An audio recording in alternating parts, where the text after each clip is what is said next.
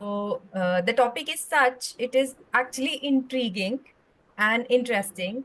And while I was preparing for the presentation for this session, I myself came to know about some mechanism where we are not only responsible, but we are also having certain rights. So one should be very careful while just give me a brief background while the other people may also join and they should also learn what is there in today's presentation because uh, one of my friends yesterday only he told me that what is there in the theory, what is there in the code of conduct, and what are you going to say in the session? It's going to be quite boring. I said, till such time you don't understand what is there in the theory, how will you practically enact that role? And IP, being an IP, is the only profession of the country, as far as I understand. You can always interrupt me and give your opinion on the subject. The IP is the only profession which is being regulated by n number of regulators, whether written or unwritten, whether formal or informal. So while being regulated by so many of them, one should, why not? One should be totally equipped with the exact role and responsibilities what we are being aspired from us, what is expected from us. So the code of conduct is a base from where one should start enacting the role. I must, I'll just start sharing the screen because I believe in theory and thereafter we will reach to the practical aspect of each one of them. And most of the clauses I have tried to bring in wherever IBBI has given a clarification by way of a circular, wherever uh, um, uh, a judgment has come, wherever a disciplinary proceeding has been carried out on such subject. So everything is covered in the presentation, and let's just start through the theory first. Is it visible? The screen is Yes, visible. ma'am, it is visible. Okay. And rest of the people are not participating. They have decided not to speak. I request each one of you to interrupt me wherever you want and wherever you have a difference of opinion or in any other experience of your own. Because being an interactive session is always helpful for all of us and for me as well. Because while talking to the screen and reading my own screen will not help me spend 3 hours here. So I'm not going through what is called ethics and what is code of conduct. It is an unwritten rule. But I must tell you again, as I was mentioning, the adjudicating authority, the IBBI, the IPA, disciplinary committee, and all the stakeholders, they are our regulatory framework, whether it is written or not written anywhere. So we must be aware of all the stakeholders within which we are operating, whether they are directly linked with us or not. They are our regulators because they have got immense powers for raising their grievances or complaints with the forums.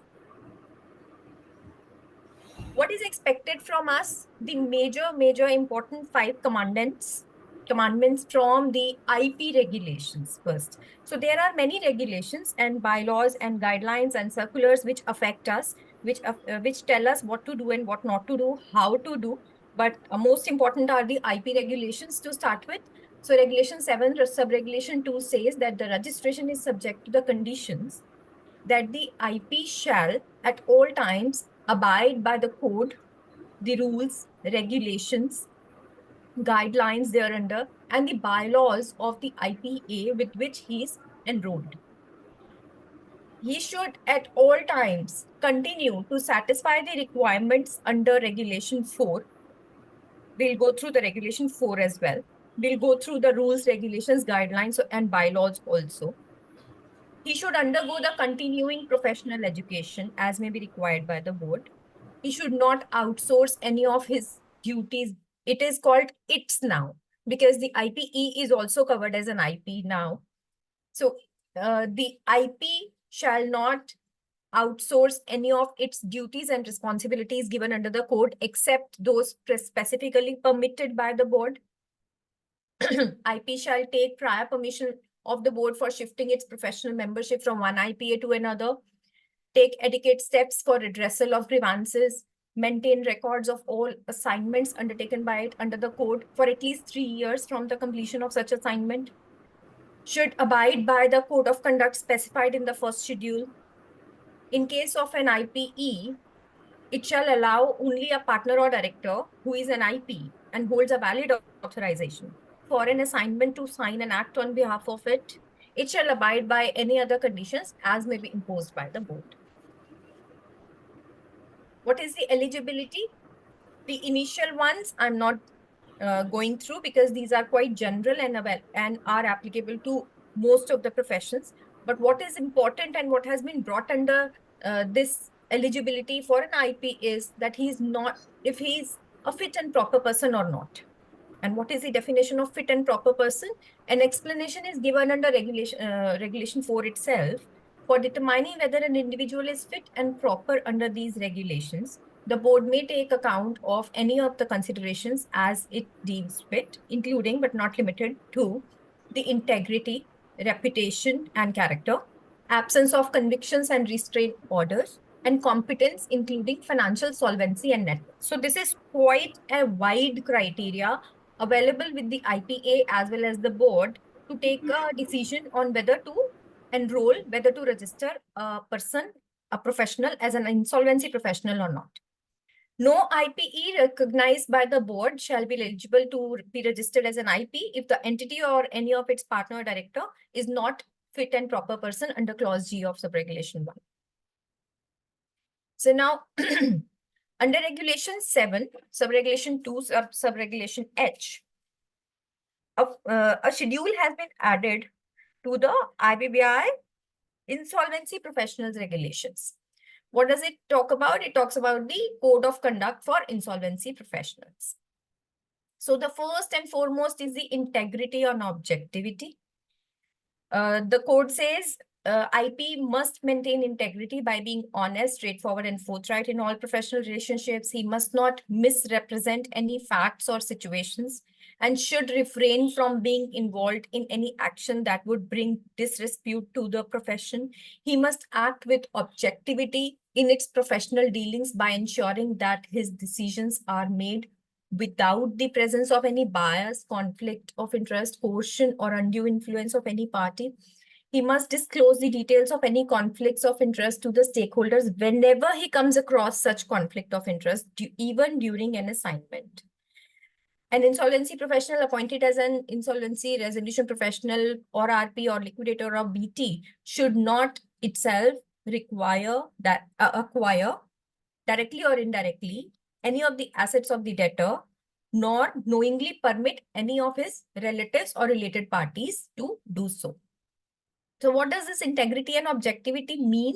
It means, like it has been covered under the fit and proper definition also, integrity, reputation, and character are the prerequisites under the fit and proper for registration as IP. Now, objectivity requires the IP not to compromise the professional or business judgments because of bias, coercion, conflict of interest, or undue influence of others, whether directly or indirectly. The IP must visibly demonstrate his impartiality and lack of bias by being transparent in all his interactions and decisions, being collaborative and consultative with all participants of the COC, and ensuring that all decisions are arrived at by active consensus and are not bulldozed by a dominant participant or by the IP himself. So he must maintain such records which prove with support at all times that he has worked with integrity and objectively. Second is the independence and impartiality. The IP must must maintain complete independence in his professional relationships and conduct the liquidation or BT process independent of external influences. He must ensure that the IP or his relatives or the related parties of the IPE do not knowingly, whether directly or indirectly, acquire assets of the CD unless it is evidenced that there is no impairment of objectivity, independence, and impartiality, and necessary approval is obtained from the board for this purpose. He must avoid an assignment where he or his relative or the IPE of which he is a partner or director, or the partners or directors of such IPE are not independent of the CD or its related parties. He must disclose to the applicant. Here, at point number 3, I wish you to draw your attention to this point number 3, because in some cases, what happens is, in an interpretation of Regulation 8A, which we'll be taking up now, it says that the relationship disclosure must be filed with the IPA at such and such period of time. What does relationship mean? What is a related party, etc., has been defined under those. But question arises whether you are allowed to continue the assignment where some other related party is appointed. Whenever it comes to your knowledge, should you continue doing that? No.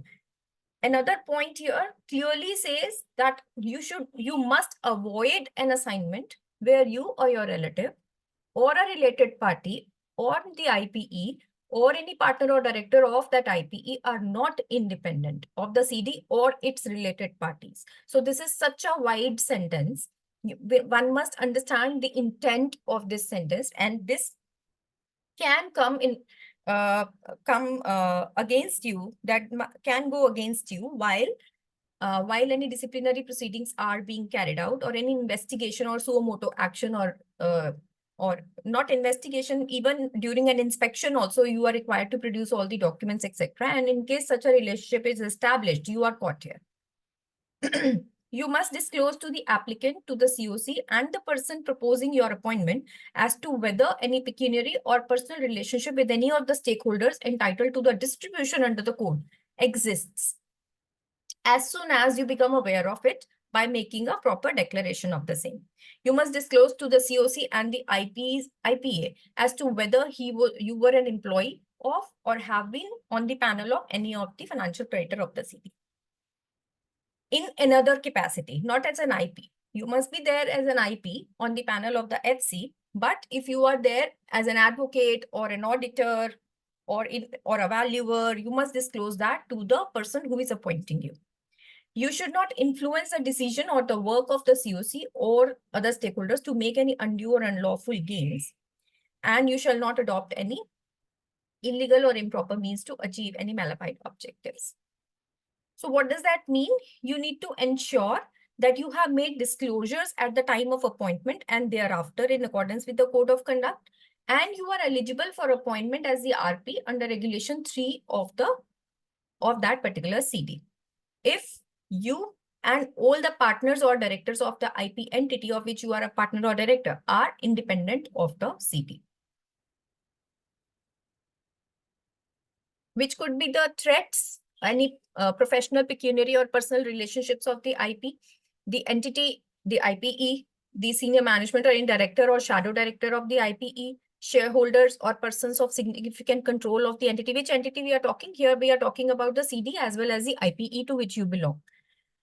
Any companies or entities controlled by the CD, companies which are under common control, potential purchasers, that means the RAs, any family member of family of the entity means this is with regard to the personal guarantor.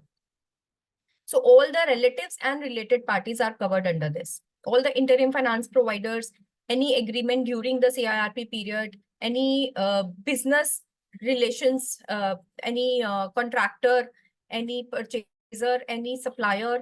So all of them are covered, whether ordinary course of business of the CD or ordinary course of the CIRP is going on. So all the whichever stakeholder in whichever capacity you are dealing with must be independent. And merely filing a disclosure about the relationship does not save you from the potential threat and risk to your independence and impartiality, and you may not be able to prove that tomorrow in case of any misdemeanors or any such instance where an inspection is going on against you in a particular transaction. You may not be able to prove your independence just because merely you had given a particular disclosure. So my idea by reading this is you must avoid any assignment where any such relationship could be established. So recommendatory practices are, we are all following some practices which are not given anywhere, but we generally do them in practice, that we take reasonable steps to identify the circumstances which could pose a conflict of interest. We have a procedure in place to check that no conflict of interest exists between the professionals appointed, whose assistance you are taking, or the other stakeholders of the CD. You must obtain a declaration of independence from the appointed professionals. In case of large corporate groups, you must identify if there is any possibility of conflict of interest or any relationship with the parent or subsidiary or affiliates or associates of or other companies in the group of that city. So this will save you from a future threat, because one CIRP or one liquidation does not actually end in 6 months. It can take 6 years also. We have seen RPs engaged in this process even after their remuneration is long gone, even after their interests are over. The process is over, the plan is not implemented, they are still associated with some in some way or the other. So your relationship and your potential relationships should be examined prior to taking that assignment, prior to giving the consent. I must say that this is the best practice, that you must analyze about any potential threats to your independence. IP should be vigilant throughout the process to identify fraudulent, preferential or other kind of transactions which we are aware about. You should record details of every meeting conducted with any stakeholder, because you are not allowed to talk to the stakeholders directly and apart from being in the process. Whatever official communications you have, you must have a record thereof, and unofficial or unrecorded conversations are generally discouraged and are part of code of conduct also. It is written directly that you must not engage in any relationship or building any other professional or personal relationship with any of the stakeholders. Now comes important regulation, which is generally a victim of oversight, and we do not take enough care while, uploading the disclosures on our IPA, because we consider IPA to be our friend, which it is actually. But at the same time, we must, respect the code of conduct given under the IP regulations. Clause 8B of the Code of Conduct talks about the disclosure of relationship.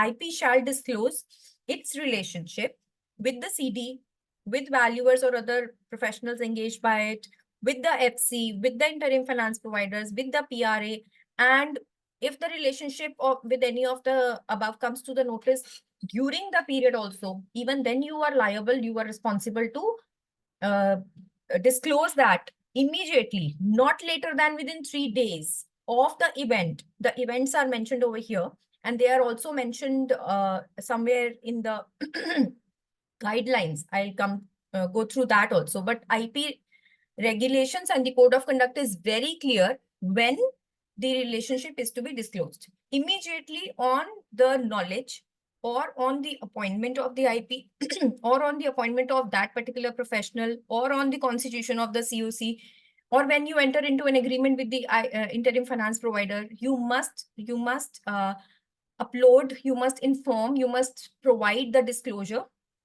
of the relationship with the IPA within 3 days thereof.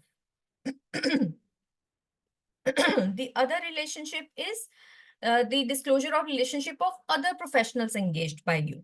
So other professionals ka relationship with you, with CD, with FC, with interim finance providers, with prospective RAs has to be disclosed to the IPA within 3 days of the appointment of that particular professional.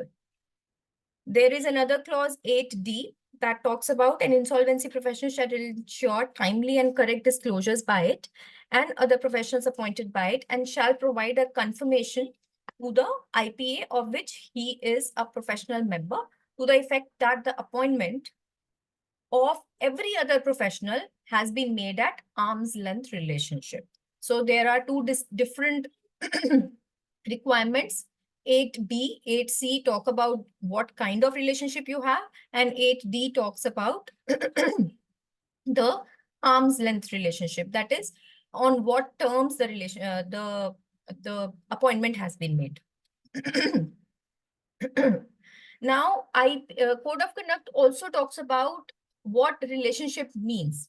Relationship shall mean any one or the following, one or more of the following for the kind of relationships at any time or during 3 years preceding the appointment of the other professionals, where the IP or the other professional has derived 5% or more of his or its gross revenue in a year from professional services to the related party, where the IP or the other professional in respect of whom the disclosure is being made is a shareholder, director, KMP, or partner of the related party, where a relative, sorry, which is having a vast definition of the IP or the other professional whose appointment is being made and disclosure is being made has a relationship of kind A or B with the related party, where the IP or the other professional is a partner or director of a company or a firm or an LLP, an IPE or the valuer entity. In those cases also, the relationship of A, B, C of any partner or director or the firm or LLP with that related party. Which is a related party? The CD, the FC, the interim finance providers, the prospective resolution applicants, etc. These are the related parties, and you need to disclose a relationship of yourself or the person who is being appointed. The other points under the code of conduct talk about the professional competence, the representation of correct facts and correcting misapprehensions, confidentiality, which are explained further, the timelines. An IP must adhere to the timelines prescribed in the code and rules and regulations and guidelines thereunder for the insolvency resolution and the other processes, and must carefully plan its actions and promptly communicate with all stakeholders involved for the timely discharge of his duties. Now the question comes, when the other stakeholders are not following up with your timeline, what is the solution to that situation? What shall be the precautionary step? How and why you should be, you should act proactively in this situation?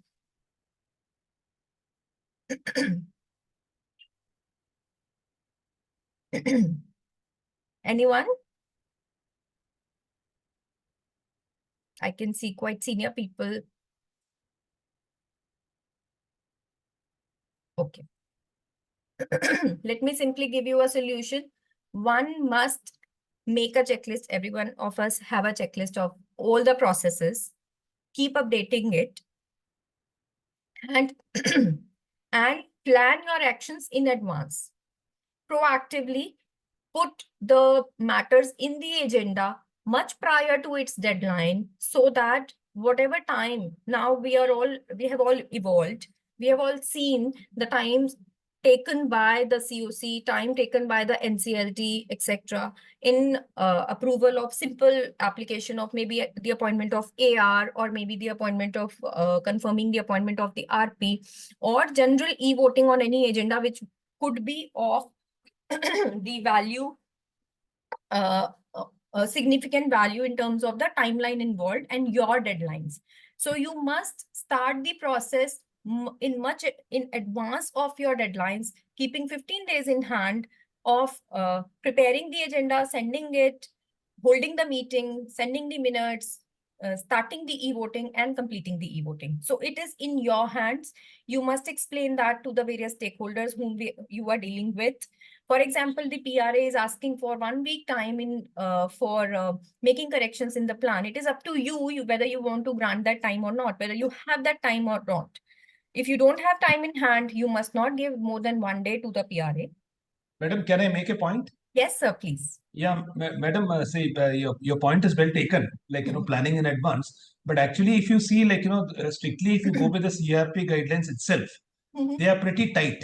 Yes. In the sense, we don't have much of a cushion available for the building in these, like, time gaps. Yeah. And what we observe is that, madam, mainly, like, largely, we deal with the banks, like, COC members or SEC members. Yes. So what the general, like, the approach is that even if you circulate an agenda with important points and critical issues involved, none comes prepared reading the agenda, number one.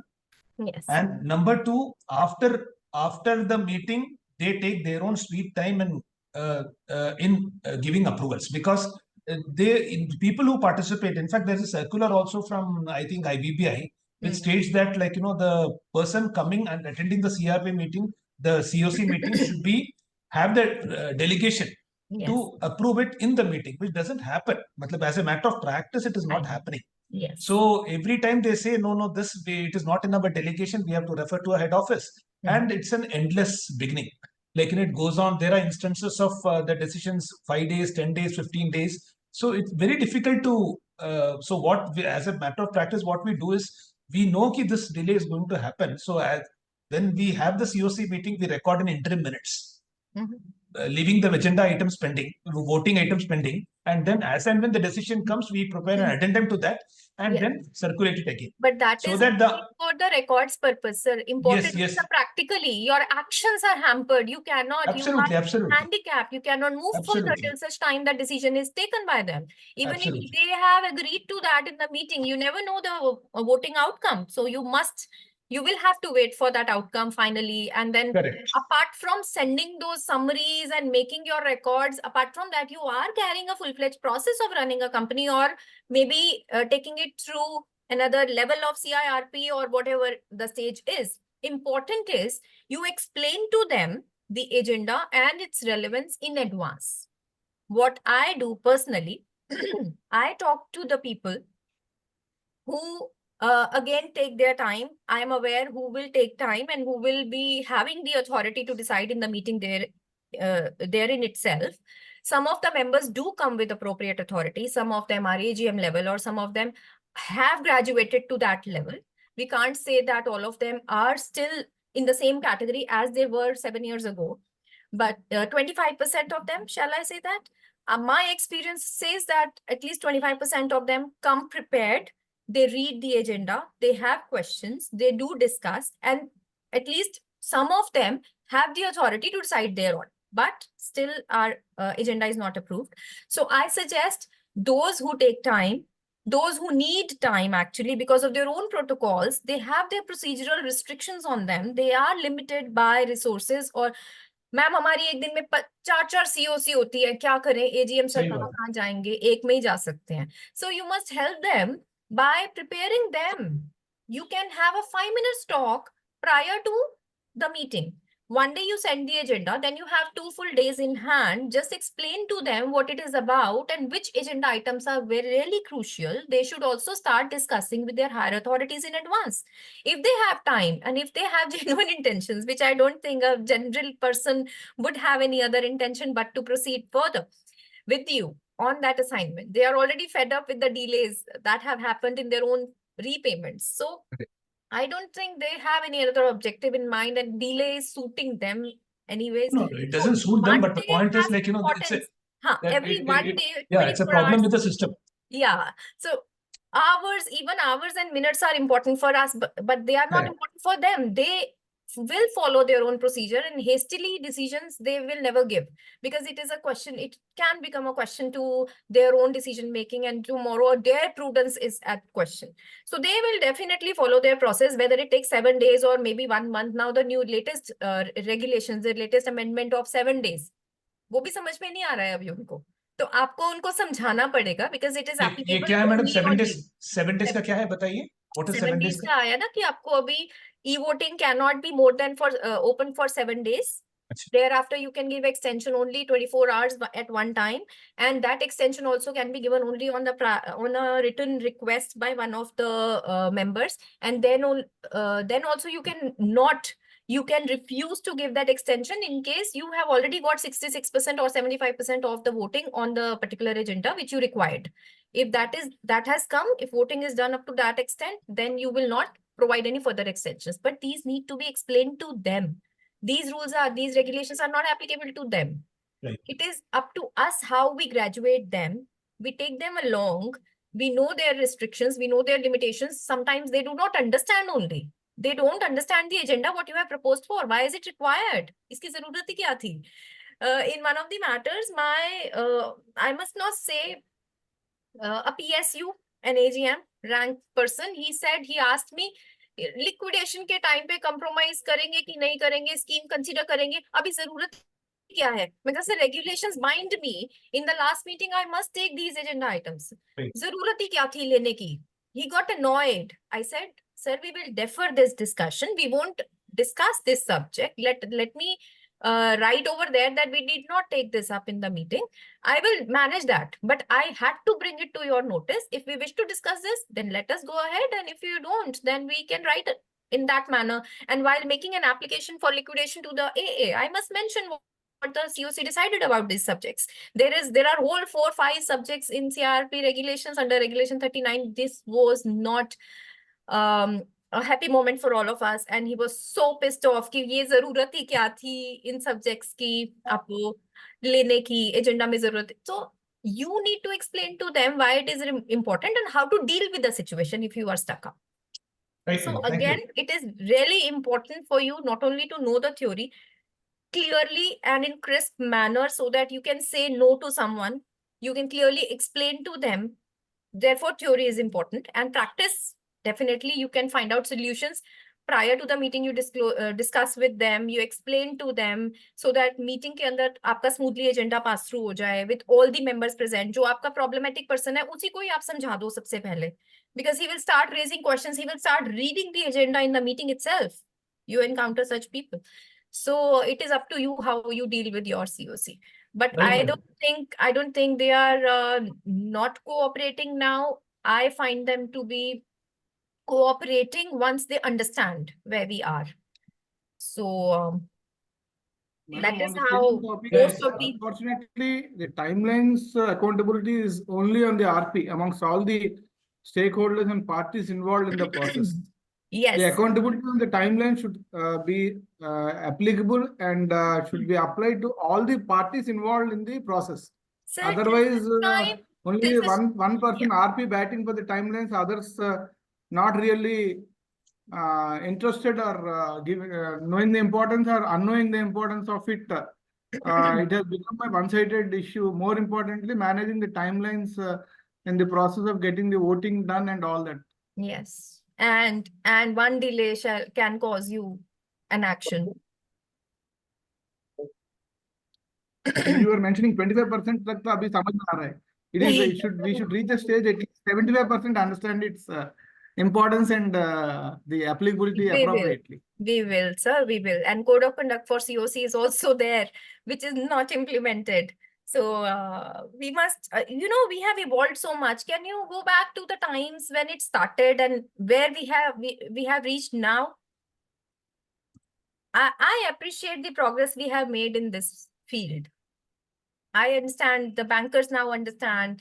They say, हाँ, ma'am हमें पता है, we know the process now. तो वो change तो आया है over the past 5 to 6 years. I have myself noticed, and I'm sure अगर आप इसको positively देखेंगे तो काफी improvement तो आया है. But yes, it is challenging, no doubt it is challenging for all of us. It is not an easy job, and we are not easy people as well. हम एक प्रोफेशनल नहीं है ना, we are professional raised to the power 2. We are having 2 degrees, 3 degrees, or maybe some people are having more than that. सो इतनी सारी degrees का फायदा और इतने सारे 20 साल के एक्सपीरियंस का फायदा यही है ना कि you can manage people around you. That is how I look at it. So let's go back to the theory, which I respect a lot. Information management. Is the screen visible? It's visible. Yeah. So I'm not reading through what is written in the code here. If you wish to read, you must read. I request, when you have 5 10 minutes in hand and you don't have anything else compelling with with the compelling timelines, you can go through the code of conduct. I have only taken out some areas where you need to ensure that dissemination of material information to the relevant stakeholders, preservation of such information, and filing of such information before the AA or the IBBI or the IPA. That is so very much important. In the CRP as well as the liquidation regulations, not only them, the voluntary liquidations have also become time bound. So under all those regulations, you are custodian of information, and you must know how to manage the information so that it is disseminated at the correct time and on the within the timelines provided to you. So the BLRC committee also wrote a rationale behind this. They say when the delays induce liquidation, if there is delay in CIRP, you will reach to liquidation. And when such delays are there, then even the liquidation, in the liquidation also there is value destruction. So that is not the aim. Therefore, timelines are important. And when we look at the CD, which is already ailing for one or the other reason, and we have been appointed as a doctor to that, so one must apply all energies to just resolve that CD.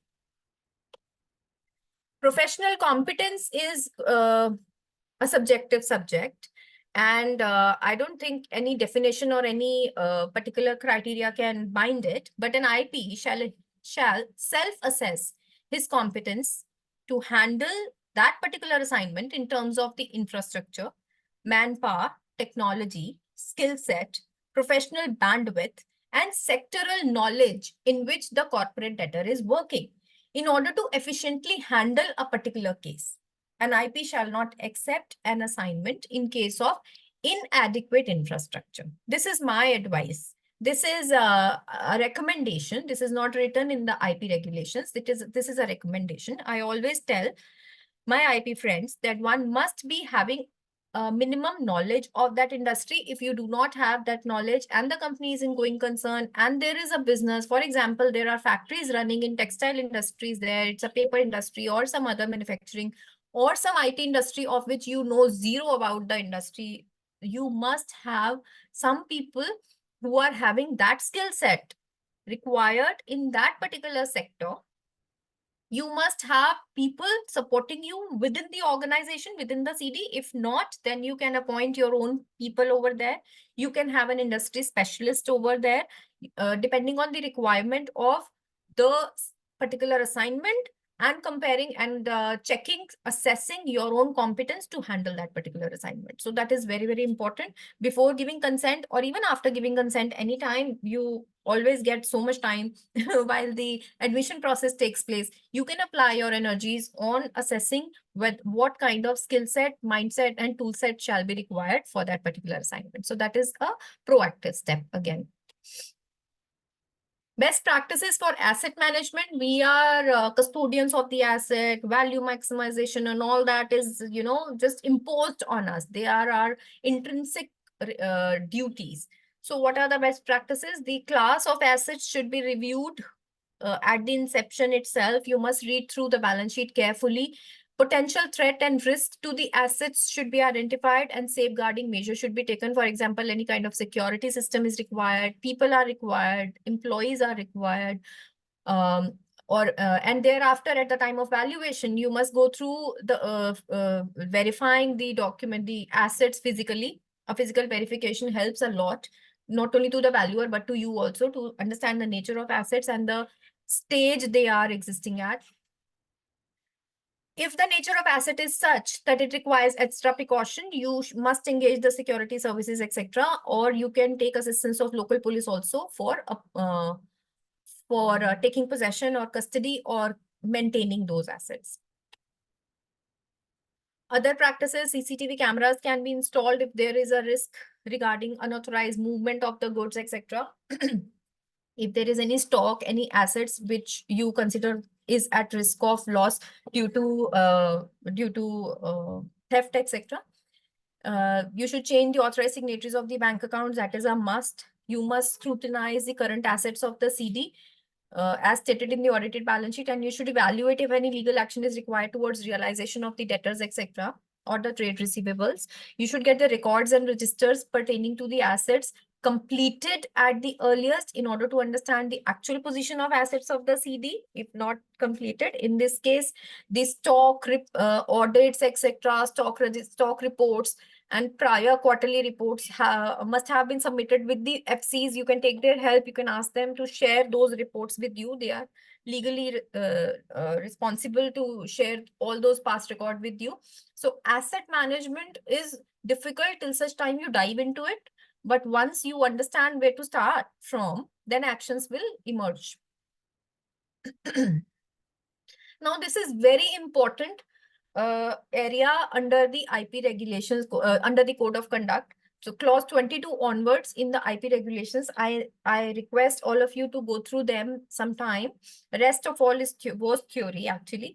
Now here comes the practical implications of each one of them. Clause 22 talks about an IP must refrain from accepting too many assignments. Now clarification has come. An IP may at any point of time not have more than 10 assignments as resolution professional in CIRP, of which not more than 3 shall have admitted claims exceeding 1,000 crores each. This we are aware. An IP may resign from an assignment, which earlier was not there. 22A has been inserted, subject to the recommendation of the Committee of Creditors in a CIRP, or a consultation committee in the liquidation, or the debtor or the creditor in the IRP of personal guarantor, as the case may be, and the approval of the AA. The IP shall continue to discharge its duties, functions, and responsibilities till the approval of resignation by the AA is received. An IP must not engage in any employment when he holds a valid authorization or when he is undertaking an assignment. He must not conduct business which, in the opinion of board, is inconsistent with the repute of the profession. Now 23A, again, a new one has been inserted. Where an IP has conducted a CIRP, he and his relatives shall not accept any employment other than an employment secured through open competitive recruitment with or render professional services other than services under the code to a creditor having more than 10% voting power, the SRA or the CD or any of their related parties until a period of 1 year has elapsed from the date of his cessation from such process. 23B talks about engagement or appointment of any of your relative or related party for or in connection with any work related to any of your assignment which is going on. So at one place they talk about disclosures. One must ensure that you write not related over there, because it is not a respite that आपने disclose कर दिया था. Because at many places it is written that you shall not engage or appoint any of your relatives or related parties for or in connection with any work related to any of your assignment. However, there is an explanation. There is a carve out for the IPE. If it is working as an IP, it may engage or appoint its partners or directors for or in connection with any work relating to any of its assignments other than the valuation and audit. The valuer and the auditor have to be independent no matter what. You are an IPE or IP or whatever you are. The valuer and auditor can never be related or relatives. An IP shall not provide any service for or in connection with assignment which is being undertaken by any of his relatives or related parties. For the purposes of 23A to C, related party shall have the same meaning as assigned to it under section 5, but does not include an IPE of which the IP is a partner or director. For the purposes of this clause, the IP, which is an IPE, may provide any service other than valuation or audit for or in connection with the assignment which is being undertaken by any of its partners or directors. Now comes an interesting topic, that is a remuneration and cost. So this is again theory. I will skip through this. This is all that you shall raise bills, you will take fees only through banking channel, you shall disclose the fees to the IPA and all that. Now, important is you shall not accept or share any fees or charges from any professional or support service provider whom you appoint during your processes. You shall disclose all costs towards the CRP, liquidation, or cost of bankruptcy process as applicable to all relevant stakeholders and must endeavor to ensure that the costs are not unreasonable. You shall, while undertaking an assignment or conducting process, exercise reasonable care and diligence and take all necessary steps to ensure that the corporate person complies with the applicable laws. Here, we do not put enough energies And when the RA takes over, you must have seen in your experiences also, when the RA takes over, he finds it so difficult to get approvals from the authorities, even to appoint new directors. The game starts from appointment of new directors and issue of new share capital. So वहीं पे आके ROC पे ही सारा band बच जाती है, because the earlier returns were not filed, company is active, company is not active, active and non-compliant status. So all those statuses of the company and all those previous year audits and annual returns and income tax returns, if we are not taking care of that, then how will we give a clean company to the RA? RA will again have to, go to each authority, do its own licensing and management, which could have been done for free under the CIRP or liquidation processes. When we get the correct, the name, the registered office, the auditor, the audit, the returns, all those compliances, maybe for a factory which is running, maybe the licenses which are expiring or which have expired, we can take steps to get them renewed, so that tomorrow the RA gets a running company. The RA gets some support, some some hygienic company from you. You hand over a clean company to him. You must take care of the applicable laws, which most of us do not find time. And generally, this is not taken care of. But since I am, yes, Ma'am, here is my question. It is little bit. yes, sir. See, this is the essential so far as the code of conduct is concerned, that we have to comply with the applicable laws applicable to the company. Because if any penalty or cost is imposed, that is also not the part of the CRP cost. Yes. Two word has been used, loss, any loss. So you are running the company as a going concern, and there can be chance there is a loss, because the company is obviously in the loss. That's why it has gone to the CRP. And if it is not going to be count as a part of the CRP cost, which is essentially is, then who will treat it? So I do not understand the meaning of this. The loss incurred, again penalty. If you are running the CIRP and there is some non-compliance during the CIRP, then there are the regulators. They can impose the cost, fees, and fines for that period. For that period. Yes. So any cost, fees, penalties in imposed for the period of the CIRP, because you are duty bound to comply with the all laws. Yes. So how you look into this in overall situation, and what is your guidance to that? Sir, let me first tell you that with such senior people around with you, I am humbled to give my suggestion, but this is actually my suggestion, that the loss or penalty or damages levied on the company for any non-compliances during the CIRP period are genuinely written over there. I don't find any wrong in the language or the text of the code of conduct or what is expected from the IP. But at the same time, for any non-compliances for the period prior to the commencement of insolvency can easily be distinguished and must be distinguished and brought to the notice of the concerned authorities. And it is a duty of the RP or the liquidator, as the case may be. It is his duty to explain to them that this does not belong to my tenure, and I wish to correct the situation, and I wish to, comply with the laws now. So you need to help me out, even if that would mean going out of the way or not following the exact procedure of that particular law, because those laws have not yet been amended to take care of the pre-CRP period penalties, during CRP penalties, and the new RA tenure. So there is an era. There are 3 phases in the lifetime of a company, which I am facing in many companies. It is only 2 or 3 authorities with whom I am dealing with, and I can understand the plight of the RA, which has to deal with so many authorities if it actually wishes to run the company, and if it actually wants to revive the business, the same business, or maybe a change of line. It is so very difficult practically, but I must say it is not impossible.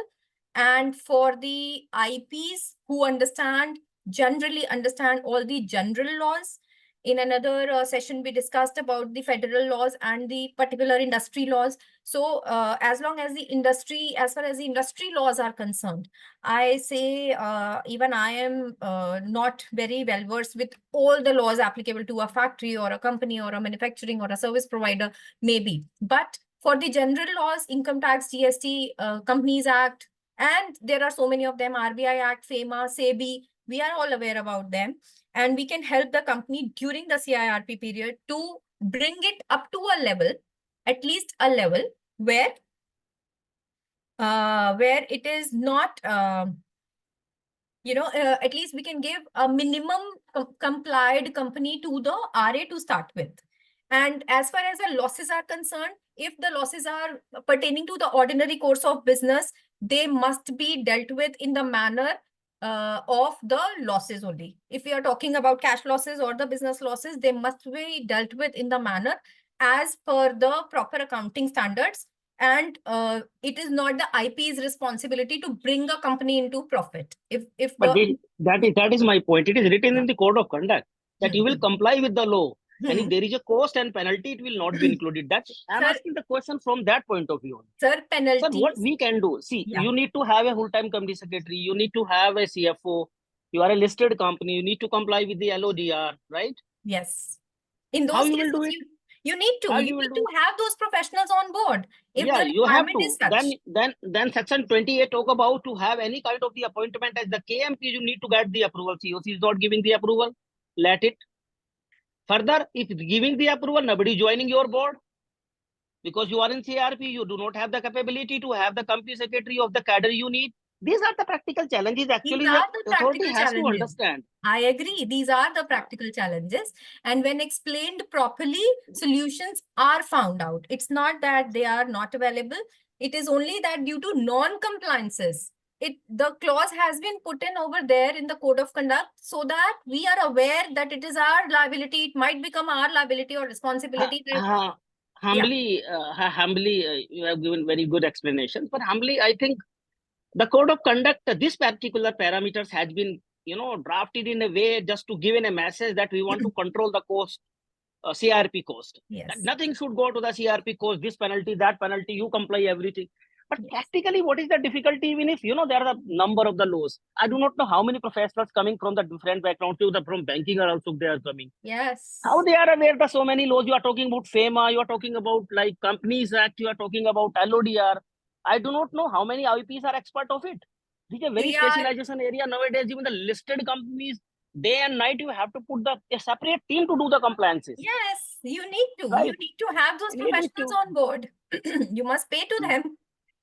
Yes, that is the difficulty, like the process, But anyway, okay. So far as this code of conduct is concerned, this is getting little difficult. Like second, you also mentioned about one more thing, that the new regulation talk about, just discussing with you, ma'am. Yes, right? yes, sir. Yes. Just learning from all of you with the experience that how you are finding the ways out. Yes. Chaudhary साहब, may I take the liberty? Yes, sir. जब Yes, code sir. Of conduct बन रहा था, आप तो IPA में थे। Sir मैं कह रहा हूँ, खुद ही कह रहा हूँ, कोड ऑफ कंडक्ट बन रहा था, पर जब ये कोड ऑफ कंडक्ट के अंदर ये कॉस्ट फैक्टर को इनकॉर्पोरेट कर रहे थे, मैं नहीं था sir. Look at the initial date which was drafted. It was drafted on the basis of the CACS standard we have, sir. Professional integrity is the main thing of the code of conduct, sir. Always the integrity is the thing. So far as you are working with the integrity, So if there is a cost, there is a cost. There is a penalty, there is a penalty. Integrity and cost have nothing to do, sir. If you have integrity, you will face the consequences. You will also have the cost. But both things, you will have integrity, you will not have the cost. It is always difficult. so let me Madan sahab, add hope you are something. getting me. Yes, You yes. cannot deal with the you are dealing with the stakeholders, sir. You cannot talk to them offline. You cannot talk to them, as madam also mentioned. But without going discussion with them, taking them on board, you cannot go to a COC. You cannot go to SEC. But you want everything in writing. Otherwise, you are dealing with them. Otherwise, unofficially, without writing, it's a violation of code of conduct. So Sir, you must have integrity, sir. Code of conduct is something the person has in integrity. You believe the integrity of somebody. That's it. Yes, ma'am. And second, ma'am, Madan sahab, आप भी थोड़ा guide करना. sir, The new on regulation the- talk sir about. Sir मैं leave लूंगा क्योंकि SSB की meeting start हो रही है, मैं उसमें एंटर कर रहा हूँ। Please, thank you so much. sir, credit over नहीं मिलेंगे आपको। नहीं चाहिए आपको भी नहीं चाहिए मुझे। भी नहीं। हाँ, मुझे पता है। हमारी मजबूरी, ये भी हमारी मजबूरी है। चलो कोई बात नहीं। मैम, सर आपके फर्स्ट क्वेश्चन का एक और आंसर देना था अभी। हाँ जी, हाँ, प्लीज प्लीज। आप जैसे बता रहे हैं कि केएमपी अपॉइंट करने के लिए you need to go to the COC every time. एक छोटा सा आंसर मैं दे सकता हूँ हरमीत जी, सॉरी। हाँ जी. छोटा सा आंसर यही है कि किसी भी कंप्लायंस के लिए what I advise to all my IP clients, you must endeavor.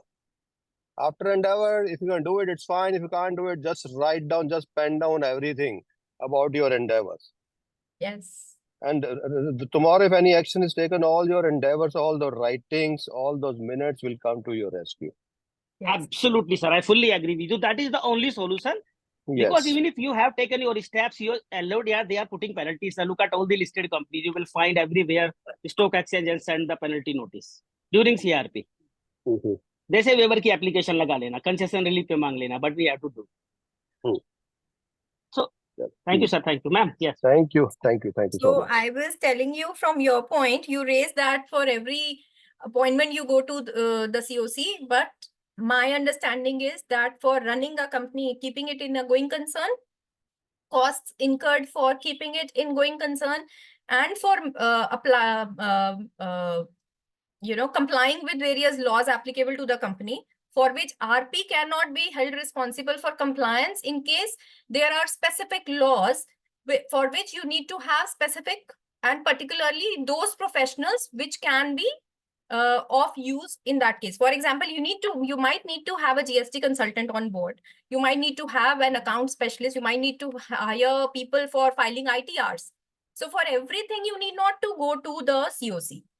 For some costs, you are allowed to appoint professionals even without prior approval, and their costs have to be ratified by the COC.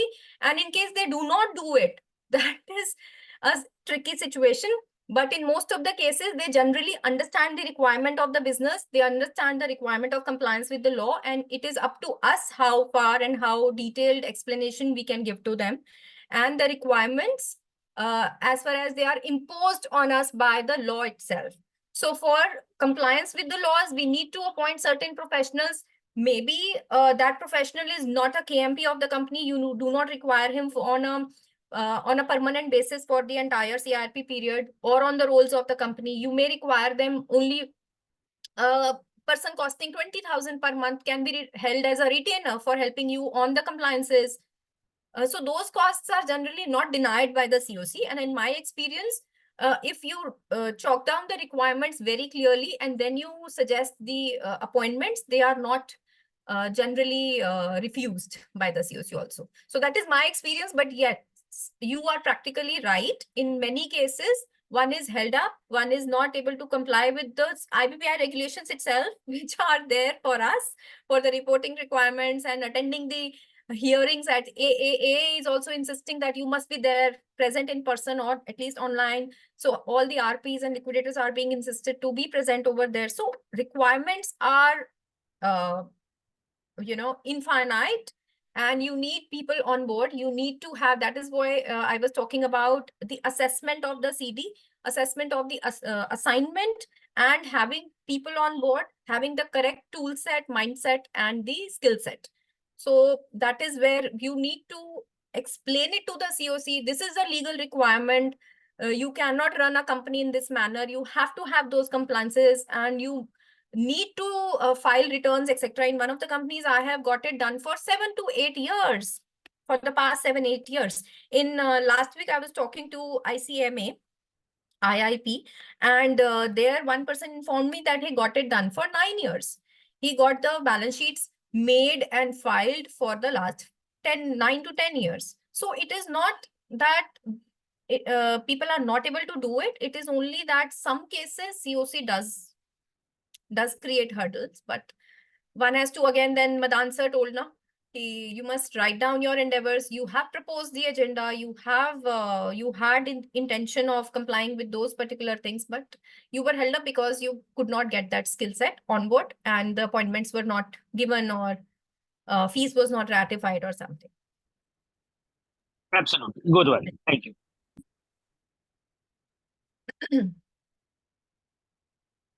So loss penalty in CRP period on account of non-compliance of any provisions while conducting the process only. So we are definitely not liable for the prior period. So we can take rescue under that. In one of the circulars, IBBI stated that IPs are directed to ensure that the fee payable to them or the IPE or to the valuers or other professionals or other expenses are reasonable. The fees is directly related to and necessary for the CIRP. So we can take guideline from here. We can write down all these points while justifying our appointment, while explaining the requirement and appointment and the terms to the COC. We can write these down over there. The fee or other expenses are on arm's length basis.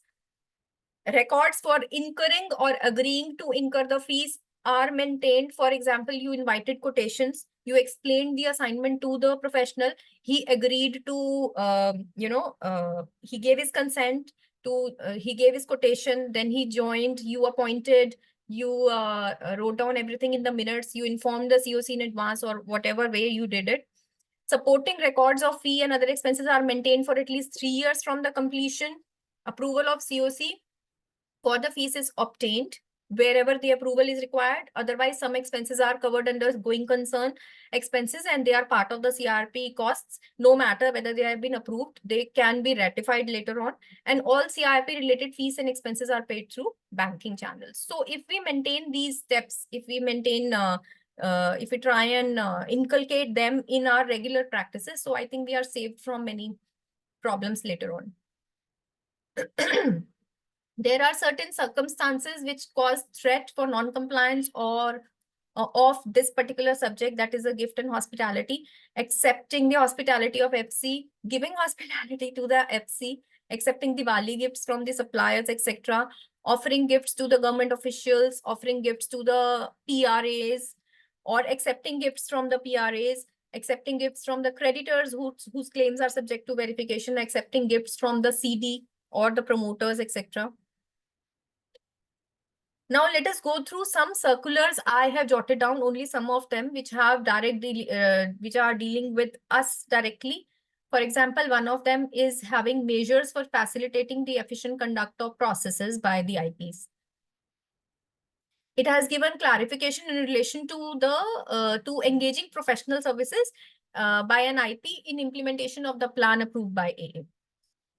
In several instances, it is observed that the AA approves a resolution plan with provisions for constitution of implementation or monitoring committees subject to meeting other requirements. Such implementation mechanism is proposed to ensure effective implementation since IP is already familiar with the nuances of the business of the CD. IP is normally given a role in the implementation or monitoring committee. So this is all right and acceptable.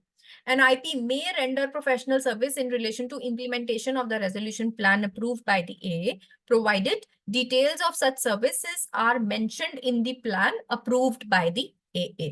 So you make sure that in the last meeting, when the plan approval meeting is taking place, you, in case you are being appointed, if there is an intent of you being there as the chairman of the monitoring committee, you must get that minutized and you get the same thing written in the plan also. So once it gets the approval, nobody can stop you or question your appointment. Compliances regarding billing or invoicing of services availed by IPs from professionals. As per the terms of engagement or the market practices, the bills or invoices may be raised in the name of firm in which the IP is a partner. Thus, it is considered prudent to clarify that the bill or invoice raised in the name of the firm would be an adequate compliance of the regulation by the IP. It is clarified for the purpose of clause 25C that the bill or invoice may be raised in the name of the IPE or the professional or the firm in which he is a partner. In another circular dated 18th July, this is quite, that is why I've written it in the red, because I do not support this analogy and I invite comments from the others also. In the exercise of its powers conferred under section 34 of the code, IBBI had recommended, and it had written to the Secretary of NCLT that an IP other than an RP or IRP should be appointed as a liquidator in all cases where liquidation order is passed henceforth. And the liquidator can be appointed from the panel list of the IBBI. So I invite comments. If anyone has experienced such a situation and reluctance from the bankers or the NCLT in appointment of liquidator. I have come across many of them, and they simply rely on the IBBI circular, which is, as per my personal opinion, not in accordance with the law.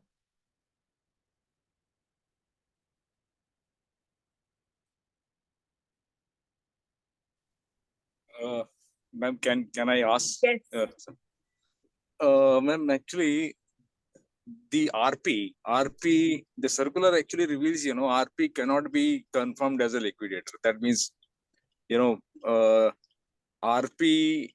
the same RP cannot be a liquidator. Yeah. And what is this significance actually? What is your catch about this? Me?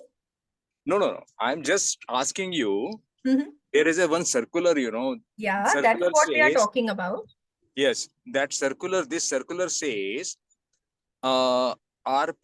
same RP cannot continue as a liquidator.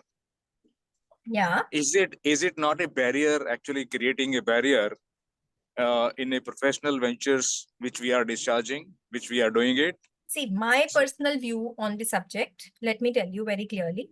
Theoretically, this is against the law. It is actually against the provisions of Section 34 of the IBC. Not only against the not against the regulations or notifications or circular, it is against the law itself. Because Section 34 talks about we have a one peculiar situation where actually in the liquidation stakeholder committee want the same RP, which is case is based upon Chandigarh, in fact. So the same RP you won't continue, but the concerned adjudicating authority is saying no, it cannot be. So that situation. You can always mention about Section 34, which says that the RP shall act as liquidator. That is what actually, without amending 34, how the circular survives. Yes, circular cannot have a superseding power over any law, even what to say about regulations. It is in the act itself, in the code. That is one. But second, in general, in my general opinion, this might have an impact of creating more appointments. Some people, some IPs are not getting appointed only. So a consolidation of matters is there. Those who are having matters keep getting more matters, and those who are not having. So that can be the fate of any profession. Let us not get into that. That is a general parlance, general practice. And more experienced IPs are always welcomed by the applicant or a person who is appointing. But as per the circular, they also provided certain logic behind it. They said that fresh ideas may be required, or they also had 3 or 4 of their own logic. But in case you wish to actually have a situation conquered in the other way, you need to explain to the NCLT. You can go through the NCLT Mumbai, and some other benches of NCLT are considering the same RP and IRP to be appointed as a liquidator as it is in terms of Section 34. So you can go through. Actually, one bench agree, one doesn't bench agree. That is the issue. I mean, in the similar situation, one bench is agree. In the similar situation, another bench actually disagree. So you have 3 points in your defense, in your support. One is Section 34, which supersedes everything else of the world. Yeah, we are citing that provision, but actually, then again comes to the circular. Then we cannot go beyond. Second is the SCC, which actually wants you to be the liquidator. And third is the NCLT Mumbai, and one other bench is also there who is following this Section 34 in true letter and spirit. So there are 3 support systems you can carry along. If SCC is recommending, then why? Another situation is also there actually. One, bank appointed proposed the IRP. IRP replaced by the COC. Company went to do the liquidation. Now the same financial creditor, they want the same IRP which is actually removed. So I mean, again, the problem is, you see, when you apply before the adjudicating authority, the problem is they are not able to take up those things very easily. Yeah. That sometime, dates are getting more than 45 days next date. So meaning thereby you are helpless actually. You cannot go beyond. I mean, you are facing a lot of issues about when you run the company or having no orders in time. So that's the practical situation actually. That is a Nobody can help. practical difficulty. I must say that is a problem created by this circular. And so some solution will definitely come in this case also. Absolutely. I don't think this can prevail. No issue, ma'am. It's a matter of discussion. Thank you very much, ma'am. Thank you. So one very interesting circular we will discuss after this, the fee of the liquidator. Let us go through the provisions first, and thereafter we'll see the circular, and thereafter we'll see what Bombay High Court has done with the circular very recently. You must have seen that. So section 34 subsection 8 of the code says that an IP proposed to be appointed as liquidator shall charge such fees and in such proportion to the value of estate assets as may be specified. Regulation 39D of the CRP regulation states that while approving a plan under section 30 or deciding to liquidate the CD under 33, the COC in consultation with the RP shall fix the fees. In case remuneration is not fixed by the COC, then regulation 4.2 will come into play, right? So let's go ahead. Regulation 34B talks about the fees of the IRP or RP. This we are aware of. I think all of us are aware about this, that the minimum fees has been fixed. Thereafter, a performance-linked piece is also there. And as per the schedule 2, the minimum fees, period, performance-linked fees for timely resolution, for value maximization, everything is fixed in that. Section 34, subsection 4 says the AA shall, by order, replace the RP if the plan submitted by the RP under section 30 was rejected for failure to meet the requirements, or the board recommends the replacement, or the RP fails to submit written consent. So these were the only circumstances wherein the liquidator had to be a new person. So under section 34(1) as well as 34 subsection 4, that goes in the favor of. This slide is slightly misplaced. This is the same section which we were talking earlier. Now comes the IBPI circular dated 1st February 2024, measures for rationalization of. No, this is not that circular about liquidators fees. That will come later. That is 28 September 2023, and we will definitely do that. First, let's go through the IBPI circular date of this recent date, and that is regarding the rationalization of regulatory framework of IPEs. So I'm sure some of us would be belonging to IPEs also here. Many of us. So this is for you. A clarification in relation to the disciplinary proceedings in case of an IPE, which is an IPE. So section 217 to 220 of chapter 6 of the code, read with IP regulations and with the grievance and complaint handling procedure regulations and with the inspection and investigation regulations, provide the process of grievance, complaint handling and disciplinary proceedings. The IP regulations also provide for the continued eligibility requirements for recognition as an IPE, its liability and derecognition. Since an IPE acting as an IP would have multiple individuals as its partners or directors, a need was felt to clarify on the initiation of disciplinary proceedings in case of any contravention in relation to an assignment undertaken by an IP, which is an IPE. So the clarification was that the show cause notice shall be issued to that partner or director who is an IP and was authorized to sign an act on behalf of it for the respective assignment, or the IPE, if in the opinion of the board, there are either repeated instances of contravention against one or more partners or instances of systemic failure on the part of such IPE. So that is one clarification in case of an IPE. Another clarification on the applicability of limiting the number of assignments to an IP. So restriction on the number of assignments that can be undertaken by an IP is given under clause 22 of Code of Conduct, and this is only envisaged for the IPs. It is clarified that this clause 22 shall not apply to an IP which is an IPE.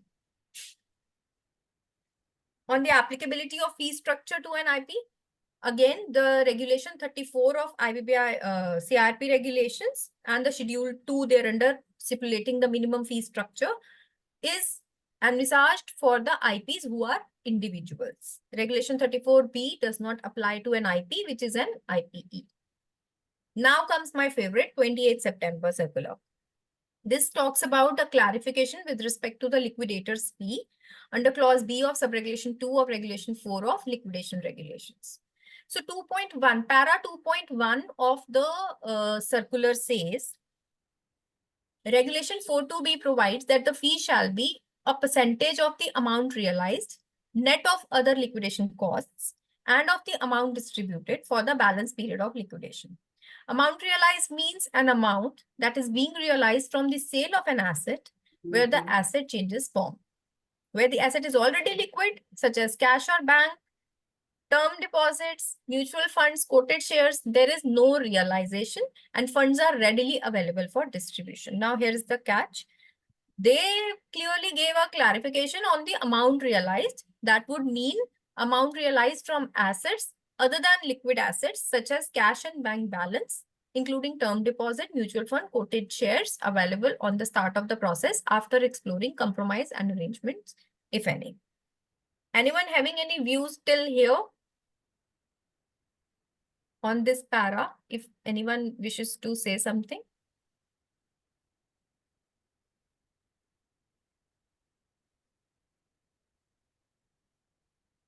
No one? There is something on this page. If you can read.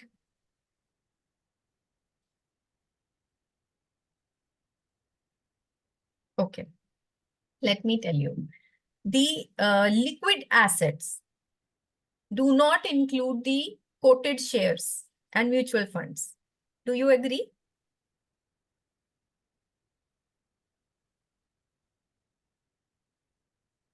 No one? Let's go ahead. Other liquid costs, the amount of realization exclusive of liquidation costs given in the table mandates that all liquidation costs are to be deducted from the realization amount. However, as per regulation 42B, other liquidation costs is to be deducted from the realization. There is a gap in understanding. So the component can be excluded is only that part of liquidation cost which is itself dependent for its calculation on the other liquidation costs. That is liquidator's fees. Including the same in the other liquidation costs would entail a circular reference to the fees for the calculation, and it will make the calculation tedious and impractical. Therefore, all the components of cost apart from liquidator's fees shall be part of the other liquidation costs. In some cases, it is being wrongly interpreted that the newly added 4 components such as going concern costs, etc., are not to be considered as liquidation costs. Since these 4 components are paid in priority, these newly added components were always part of the liquidation cost, irrespective of the date of commencement of liquidation process. Therefore, you must be remembering an amendment of 25th July 2019, a clarification circular came on 26 August 2019 stating that this circular shall not be applicable on the liquidation processes commenced prior to this date, which has now been withdrawn. What does that mean? That the amendment dated 25th July is applicable on all the liquidation matters, whether they were commenced prior to that date or post that date. So any other interpretation would create uncertainty about the priority of payments. Therefore, the term other liquidation costs existed right from the inception of liquidation regulations, and thus could not have meant to exclude certain components from costs which were added by a subsequent amendment. So the other liquidation costs in regulation 42B shall mean liquidation costs paid in priority under section 53(1)(a) after excluding the liquidator's fees.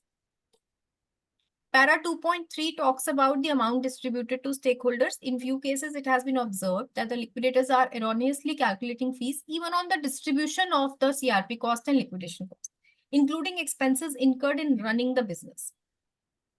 So the conjoint reading of regulation 42 and 42B mandates the liquidator to distribute the proceeds from realization after deducting the payment of CRP and liquidation costs, as these costs do not represent distribution of proceeds to stakeholders. Amount distributed to stakeholders shall mean distributions made to the stakeholders after deducting the CRP and liquidation costs. Amount of realization or distribution, it is observed that different interpretations are being made for the words amount of realization or distribution that is used in the table in the said regulation. Though most of them are interpreting it correctly to mean the cumulative value of assets realized till date, few are interpreting it to mean the value of assets realized during the first 6 months and then next 6 months and so on. The words amount of realization or distribution are mentioned in column 1 only. Other columns are for percentage of fees. Thus, the cumulative value of amount realized is to be bifurcated in various slabs as per column 1 only. After that, liquidator has to divide the amount realized in a particular slab based on the tenure in which it was realized, such as first 6 months, next 6 months, and thereafter. Out of the total amount pertaining to that slab, for the amount realized in first 6 months, a percentage of fees will be as per column 2. And amount realized in next 6 months, it will be as per column 3 and thereafter as per column 4. Therefore, a clarification was required here that the amount of realization or distribution shall mean cumulative value of amount realized or distributed, which is to be bifurcated in various slabs. And thereafter, the same is to be bifurcated into realization or distribution in various periods of time. And then corresponding fee rate from the table is to be taken. 2.5 is also very interesting. It has been observed that the liquidators are suo motu excluding various time periods such as start by court, the stay by a court on the sale of a particular asset, delay by in relinquishment by the secured creditor, etc. However, since the liquidator works under overall guidance of the AA, any such extension should have stamp of the judicial authority and should only be for the asset for which such exclusion has been granted. So the clarification: exclusion for the purpose of fee calculation is to be allowed only when the same has been explicitly provided in the by the Honorable NCLT or NCLAT or any other court of law and will operate only for the asset which could not have been realized. Right? So we will take a break here and we will see what the Honorable Bombay High Court has said regarding this circular of IBBI. Shall we take a break?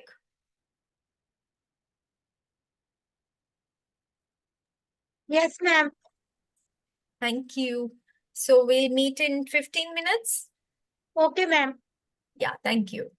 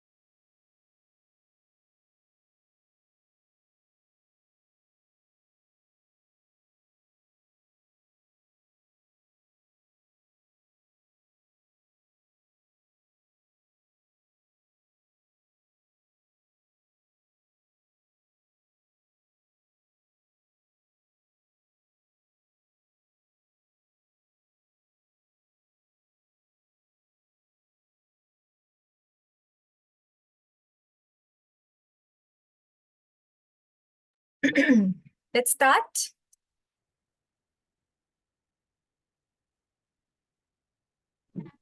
Yes, ma'am.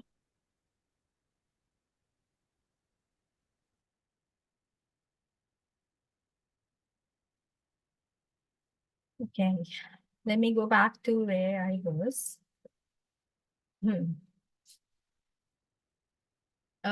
There is an IP friend, Amit Gupta. He's a CA practicing as a chartered accountant also. He filed a writ petition on 2 points with Bombay High Court. The challenge in this writ petition was the circular dated 28 September that we have just discussed, issued by IBBI to clarify the usage of certain terms contained in Regulation 42B of the liquidation process. This challenge is primarily on the ground that in the garb of clarifying certain terms contained in regulation, the IBBI had effectively, by a backdoor method, amended the LP liquidation process regulations by stipulating new substantial requirements, and that too with retrospective effect. It was alleged that this circular is ultra-virus the liquidation process regulations, which it purports to clarify, and far from being clarificatory, it is an instrument that illegally amends the LP regulation. So that was the challenge, allegation. In this case, Bombay High Court held that to inflict the wrath of disciplinary proceedings, be it penal or remedial in nature, by introducing para 2.1 of the circular in the midst of ongoing regulatory proceedings without any backing for it, either in the IBC or in the regulations, is manifestly arbitrary and unconstitutional. We have no hesitation in striking down para 2.1 of the circular as being ultra-virus the IBC and the liquidation process regulations. We have just seen the para 2.1. Does anybody remember what we have had just seen?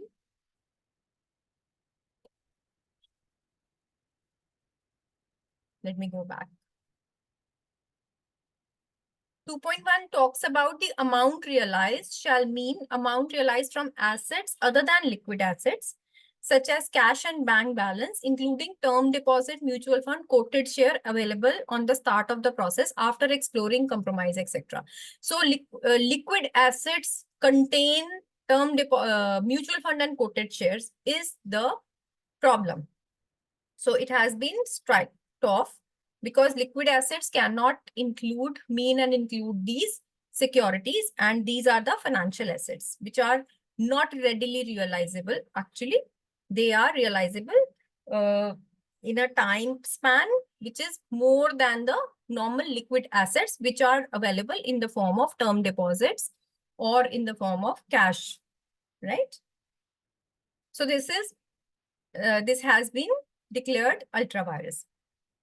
In para 2.2, we find no reason to interfere with the contents of para 2.2, which are not ultra-virus, the IBC and the liquidation process regulations. In fact, 2.2, as read in the circular, is consistent with the scope and scheme of IBC and the regulations. Unlike 2.1, the para 2.2 does not seek to legislate any new standard in the garb of a clarification. Para 2.3 seeks to make it clear that payments made to operational creditors in the course of running the business as a going concern is not a distribution to stakeholders for the liquidator to become entitled to a percentage-based distribution fees. So 2.3 would work towards clarifying that payments of amount towards running the business as a going concern cannot be regarded as distribution to the stakeholders and would only be treated as liquidation costs. Again, in para 2.4, 2.4 is not arbitrary or ultra-virus in as much as it does not introduce any new standard. Suffice it to say that all paragraph 2.4 means is that cumulative amount realized or distributed must be computed. Thereafter, the time period in which such amounts were realized, or as the case may be distributed, must be determined. Para 2.5 is again, I find it funny, since there is no existing provision in the IBC or the liquidation process regulations that require approval of the NCLT or LAT or any other court for that matter for a liquidator's fees. Introducing such a requirement through the circular is clearly in the nature of a substantial amendment to the liquidation process regulations, and it is not a clarification. The introduction of such a requirement could only have been made by amending the liquidation process regulations in compliance with the lawmaking regulations. Without that process being followed, para 2.5 indeed deserves to be struck down. In the matter of law too, para 2.5 is problematic. It is a fundamental Indian legal practice that acts of court can prejudice no one. However, 2.5 turns the principle on its head. Although the liquidation process regulations are silent on ignoring the effect of sheer inability to dispose an asset due to stay order, 2.5 introduces a new requirement of the liquidator approaching the forum that stayed the dispute disposal to also review his fee computation and approve it. So we have no hesitation in striking it down as being ultra vires, the liquidation process regulations and the IBC. In an end note, Bombay High Court has also said that it must examine the serious effect of issuance of a show cause notice to any IP. This is also an important point because a writ petition was based on 2 points, 2 allegations. One was the clarification on liquidators' fees, and second was bylaw 23A in the modern bylaws. So what is 23A? Oh, I have not noted that down. So it has the effect of stopping the IP from taking up new work. While the aforesaid provision is not under challenge before us, we take judicial notice of the serious repercussion on IPs when the IBBI issues a show cause notice. The moment a disciplinary proceeding is initiated, the IP's authorization to conduct his assignment stands suspended. Such a position enabled by subordinate law can have serious implications for the IPs. This position may also have the effect making IBBI reticent to issue show cause notices, considering the debilitating impact it can have on any IP. This situation deserves to be reviewed by the IBBI. So what is this bylaw 23A in the model bylaws? It says that as soon as a show cause notice is issued, the AFA stands suspended. Now, a very important area. Let me stop sharing. Some of the duties of the IP cannot be outsourced. Can someone give example of such duties which can be outsourced and which cannot be outsourced?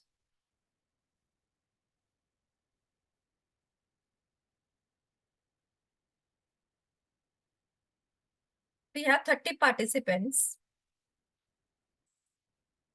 Anyone?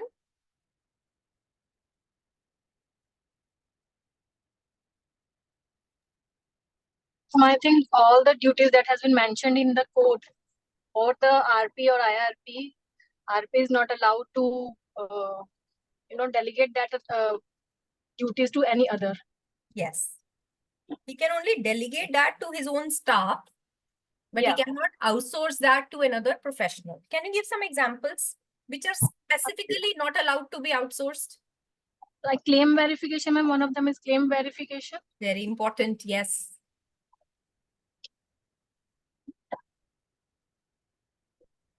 Anyone else? Any other?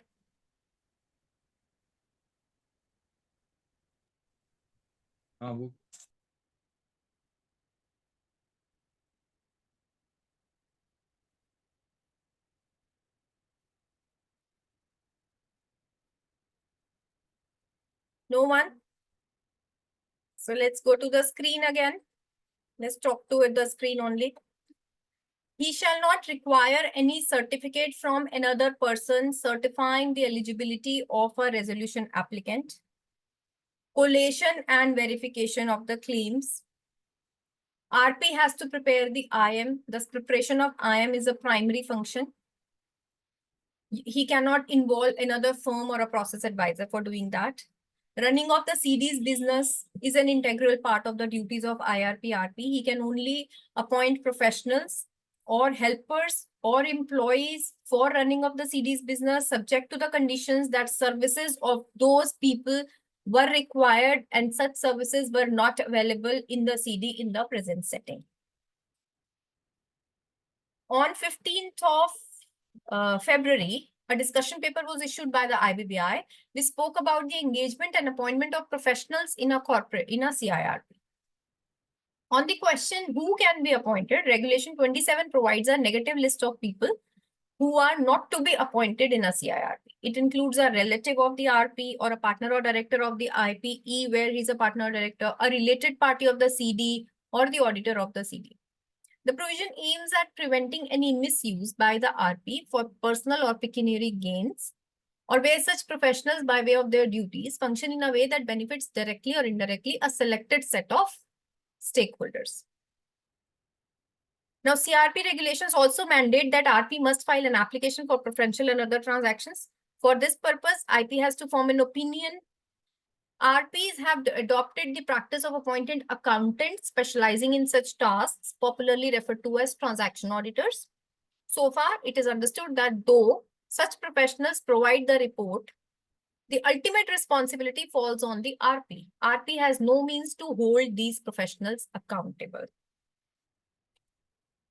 It further says that in the cases where RP appoints another IP as process advisor, leading to questions of competence of his own being the RP, there are several concerns. There may be assigned activities that the code specifically assigns to that RP, leading to outsourcing of his own duties. Charges of these entities are over and above the piece of RP, so there may be a substantial burden on an already stressed CD. A large number of people are engaged and also become part of COC meetings with potential for confidentiality breaches because the employees of the entity, their confidentiality and their disclosure, relationship disclosure is not given anywhere. So there is a possibility of conflict of interest. In terms of accountability for their activities in CRP, it is to be noted that IPEs are regulated by the board, but LLPs and the IPEs or the other specialized firms which are not IPEs are not regulated by, are not covered under IP or IBBI system regulation. So the responsibility for their actions and consequences would rest with the RP. And you need to ensure that they work within such system, within such regulations which are applicable to you.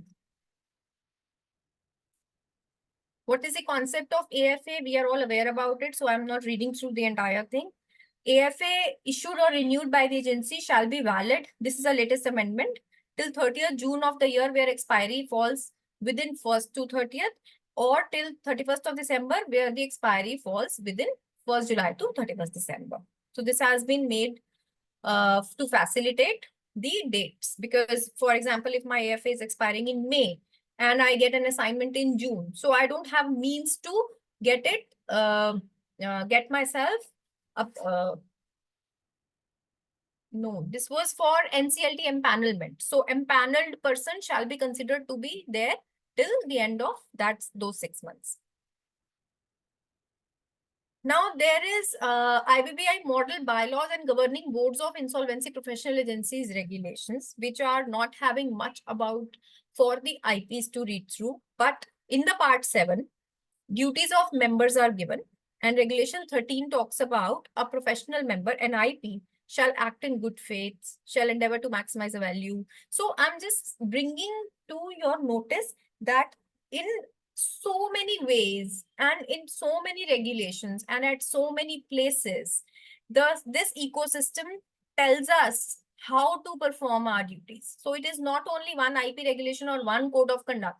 It is about all the agencies, all the regulations in one way or the other. They tell you how to discharge your functions in the highest standards of professional competence. Section 208 of IBC. Every IP shall abide by the following code of conduct. Iski apni alag story hai. So this is having a separate set of points.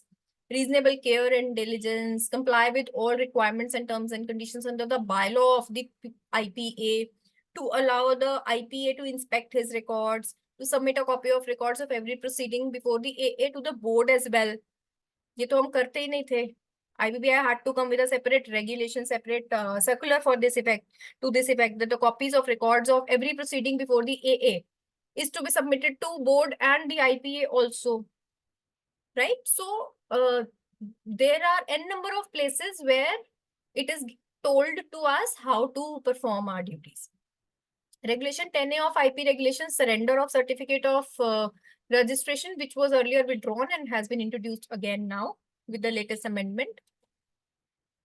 CPE guidelines, because of which we are talking to each other, because of which we are sitting here. And IP shall take minimum of 10 credit hours of CPE each calendar year and minimum 60 credit hours of CPE in each rolling block of 3 years, provided IP is not required to undertake any CPE in the calendar year in which he is registered. So for this, I would request you to go through the bylaws of the IPA regulations. Therein, they have a list of activities. The learning activities are listed over there.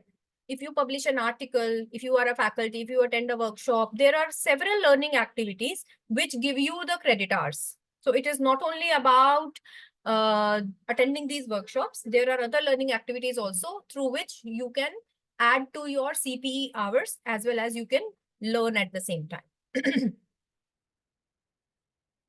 What is a disciplinary committee? It is constituted by IBBI, but there is one disciplinary committee with IPA also. And IPA is also empowered to suo motu conduct an inspection, investigation, or maybe on receipt of a complaint or grievance, or even otherwise. If they are satisfied that sufficient cause exists, then they can suo motu start investigating into the affairs of a particular assignment.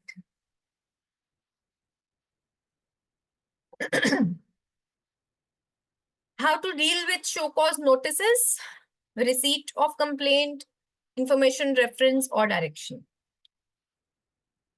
Now, there are model bylaws and governance and governing board of IPA's regulations.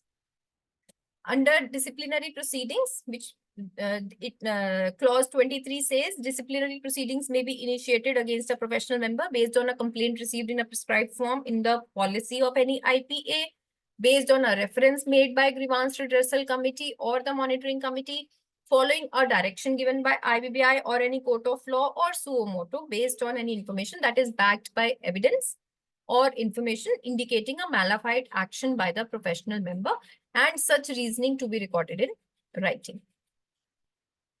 Filing of grievance and complaint. That is under IBBI grievance and complaint procedure regulations. A stakeholder who wishes to file a grievance shall file it with the board. A grievance shall state details of the identity of the aggrieved, identity of the service provider, conduct of the service provider which has caused suffering, details of suffering, how the conduct has caused suffering, details of his efforts to get the grievance redressed from himself, how the grievance may be redressed now. A stakeholder who wishes to file a complaint shall file it with the board in Form A along with the demand draft of 2,500 rupees drawn in favor of IBBI. A grievance or complaint shall be filed within 45 days from the occurrence of the cause of action for the grievance or the complaint, provided that a grievance may be filed after that period if sufficient reasons justifying the delay. Now, what is the difference between a grievance and a complaint? Both are defined separately in the regulations. A grievance as defined is filed by a stakeholder called an aggrieved when the suffering is caused to him or her or it due to a wrongful conduct of a service provider. On the other hand, a complaint is specifically filed by a stakeholder called a complainant where there is a contravention or breach alleged against a service provider. A complaint may or may not include a grievance. In case more than one grievance or complaint is received in relation to a single matter, such grievance shall be clubbed together for the purpose of disposal. How the disposal is made? The board may seek additional information and records from the aggrieved and information records from the concerned service provider to decide. Aggrieved and service provider both shall submit information. Board shall close the grievance within 30 days of the receipt of it if it does not require any redress. Board shall direct the service provider to redress the grievance within 30 days if it requires any redress. How about the complaint? Disposal of complaint is board can ask for additional information. They shall submit the information and records as have been sought by the board. Board shall investigate. Board shall close the complaint where it is of the opinion that there does not exist a prima facie case and communicate the same to the complainant. If the complainant is not satisfied with the decision, he may request a review of such decision within 30 days. The board shall dispose of the review under subregulation 5 within 30 days of the receipt of the request for review by an order with an opinion whether there exists a prima facie case. Where board is of the opinion that there exists a case, it may issue show cause notice under regulation 11. Where board is of the opinion that complaint is not frivolous, it shall refund the fee of 2,500 rupees received under subregulation 3 of regulation 3. Now, what happens when disciplinary proceeding starts? I have taken it from the policy of ICSI IRP only. Let us go through it. The agency may initiate disciplinary proceedings by issuing a show cause notice against the member, either suo motu or based on a credible material information received by it. But the anonymous complaints are not entertained. Where the disciplinary committee is of the considered opinion that the complaint information, reference or direction warrants issuance of show cause notice, the committee shall direct the Secretariat of Agency to authorize an officer for such issuance of show cause notice to submit a reply along with supporting documents, failing which committee shall proceed on the basis of available information. On consideration of the documents, after affording the opportunity of hearing, committee, if the committee holds that the member is not guilty, then it shall dispose of the SCN with writing reasons in writing, and it will. But in case it finds that the complaint is frivolous, it can impose cost on the complainant. But if the committee holds that the member is guilty of any misconduct, it may order any of the following orders: reprimand, monetary penalty, suspension, expulsion, referring the matter to IBBI, directions relating to cost, cancellation of AFA, or any other order as the committee may deem fit. The committee may pass an order for expulsion if it has found that the member has committed an offense under any law for the crime punishable with imprisonment of a term exceeding 6 months, a gross violation of the code, rules, regulations, guidelines, etc., even the bylaws or directions given by governing board, which render him not a fit and proper person to continue acting as an insolvency professional. Now, procedure continued. The committee shall send free of charge to the member complainant a certified copy of the final order. No order passed by the committee shall become effective until 30 days have elapsed from the date of receipt of order. The committee shall endeavor to dispose of the SCN within a period of 6 months from receipt of complaint information. While disposing of, the committee shall follow its own procedure and shall be guided by the principles of natural justice. Any person aggrieved may prefer an appeal before appellate panel within 30 days from the date of receipt of copy of order. How you can appear before the disciplinary committee? Anyone would like to share anything? The grounds for disciplinary action may include professional misconduct, violation of the code of conduct, failure to comply with statutory obligations, or any act detrimental to the integrity of the insolvency process. When summoned before the disciplinary committee, it's imperative for the IP to prepare thoroughly and adhere to the procedural requirements. Some steps which you can consider: IPs have the right to be represented by a legal counsel, right? So engaging experienced legal professionals specializing in insolvency laws can greatly assist the IPs in presenting their case effectively. IPs should diligently prepare their response to the allegations, addressing each point, providing factual explanations, evidence, and supporting documentation that can strengthen their defense. IPs must cooperate fully with the inquiry process. This includes providing requested information, attending hearings, and complying with the directives of the disciplinary committee. Throughout the proceedings, one must uphold professionalism and respect the authority of DC, maintaining decorum, refraining from any conduct that could be construed as disrespectful, IPs should be aware of their rights during the disciplinary proceedings, including the right to cross-examine witnesses, present evidence, and make submission in their defense.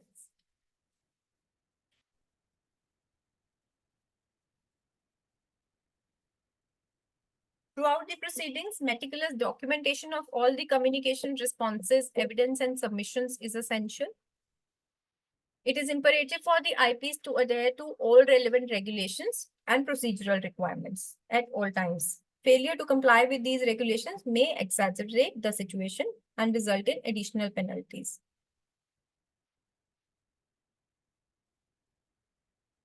Under the IBC, what are the key provisions governing the disciplinary action? Section 220 empowers the IBBI to investigate the complaints of professional misconduct. 220 subsection 2 specifies the composition and powers of the disciplinary committee.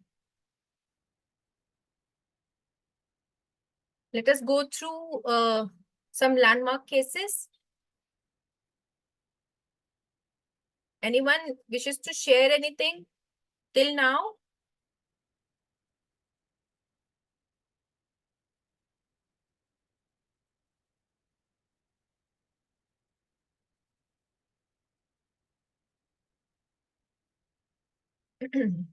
Okay. Let us see in what in the matters what has happened. Honorable Madras High Court in a matter of CAV Venkata Sivakumara versus IBBI, 2 writ petitions were filed. In one of the writ petition, RP challenged the validity of Section 204 as being ultra virus to Article 14, 19, and 21, manifestly arbitrary, substantively unreasonable, excessive legislation, and repugnant to the objectives of IBC. In another writ petition, the said RP challenged Regulation 23A of the Model Bylaws and Model Bylaws Regulation, which was subsequently amended by notification dated 23/7 as ultra-virus of the Constitution. As the WPs were filed by the same petitioner, HC clubbed both the writ petitions for disposal by a common order. Now, issues were whether Regulation 23A of the Modern Bylaws Regulations is liable to be struck down as arbitrary, unbridled, excessive power on IPAs, and for violation of principles of natural justice, whether Section 204 is violative of Article 20 or 14 or 19 or 21 of the Constitution, inasmuch as it provides for disciplinary proceedings by 2 agencies and provides excessive powers to the agencies. Now, findings. What does 23A says? The authorization for assignment shall stand suspended upon initiation of disciplinary proceedings by the agency or by the board. Honorable High Court, while dismissing the writ petition, upheld the constitutional validity of Section 204 of the Code and Regulation 23 of the Model Bylaws Regulations. It said that IPAs do not exercise discretion as the suspension is automatic once the disciplinary proceedings are initiated. Right? The power of suspension is not a punishment and is an ad interim measure. The purpose of suspension is immediately to keep the RP away from the office so that relevant material and evidences on record can properly be collected for an impartial and fair inquiry. Any suspension, if prolonged without timely inquiry, can cause stigma. They agreed. But the larger public interest and laudable purpose behind the rule of suspension and relative hardship had to be balanced. Only to avoid hardships, normally swift and prompt completion of the process of disciplinary proceedings is insisted. Therefore, petitioner or any other aggrieved professional can only insist upon prompt completion of proceedings, and the hardship cannot be a ground for challenging the very regulation itself to be unconstitutional. HC further clarified that petitioner had previously also filed the same writ petition, challenging the other provisions of the same regulations, and filing the repeated writ petitions would be barred by the principles of constructive res judicata. Now, what does Section 204 talk about, against which another writ petition was filed by the same RP? IPA shall perform the following functions: grant membership, lay down standards, monitor performance, safeguard rights, suspend or cancel the membership, right, on the ground set out in the bylaws, redress the grievances, publish information about its function, list of members, performance, etc. So what did the Honorable High Court of Madras say on the Section 204? It said that as per the BLRC report, Section 204 has been incorporated after due deliberations and RPs have been subjected under two-tier monitoring and control system. I rather call it four-tier, but they have referred to it in this manner. The legislator must be given a free play in the joints and there must be room for experimentation and correction also. Therefore, with the proper application of mind, the provision has been incorporated in the code itself for subjecting the RP to be undergoing monitoring and control of two-tier system, which itself cannot be termed as arbitrary. It held that the authority conferred on IBBI and IPAs for supervision, control, and disciplinary proceeding cannot be held to be unbridled power. The regulations and bylaws framed under Section 204 of the Code provide for checks and balances, and that Section 204 is only an enabling provision and there is no constitutional infirmity in these provisions. In another matter, the facts of the matter are Monica Electronics Limited underwent CIRP initiated by application under Section 9. Mr. Singh acted as IRP and later confirmed as RP. And thereafter appointed as liquidator also. Investigation by the investigating authority was conducted, based on which IBBI issued a show cause notice to Mr. Singh. Mr. Singh challenged the show cause notice in the Honorable High Court of Delhi with the prayer for setting aside the instant SCN. Honorable High Court, by allowing Mr. Singh to withdraw his petition, granted him the liberty to raise all the contentions, including the contentions raised in the writ petition in the proceedings before the IBBI only.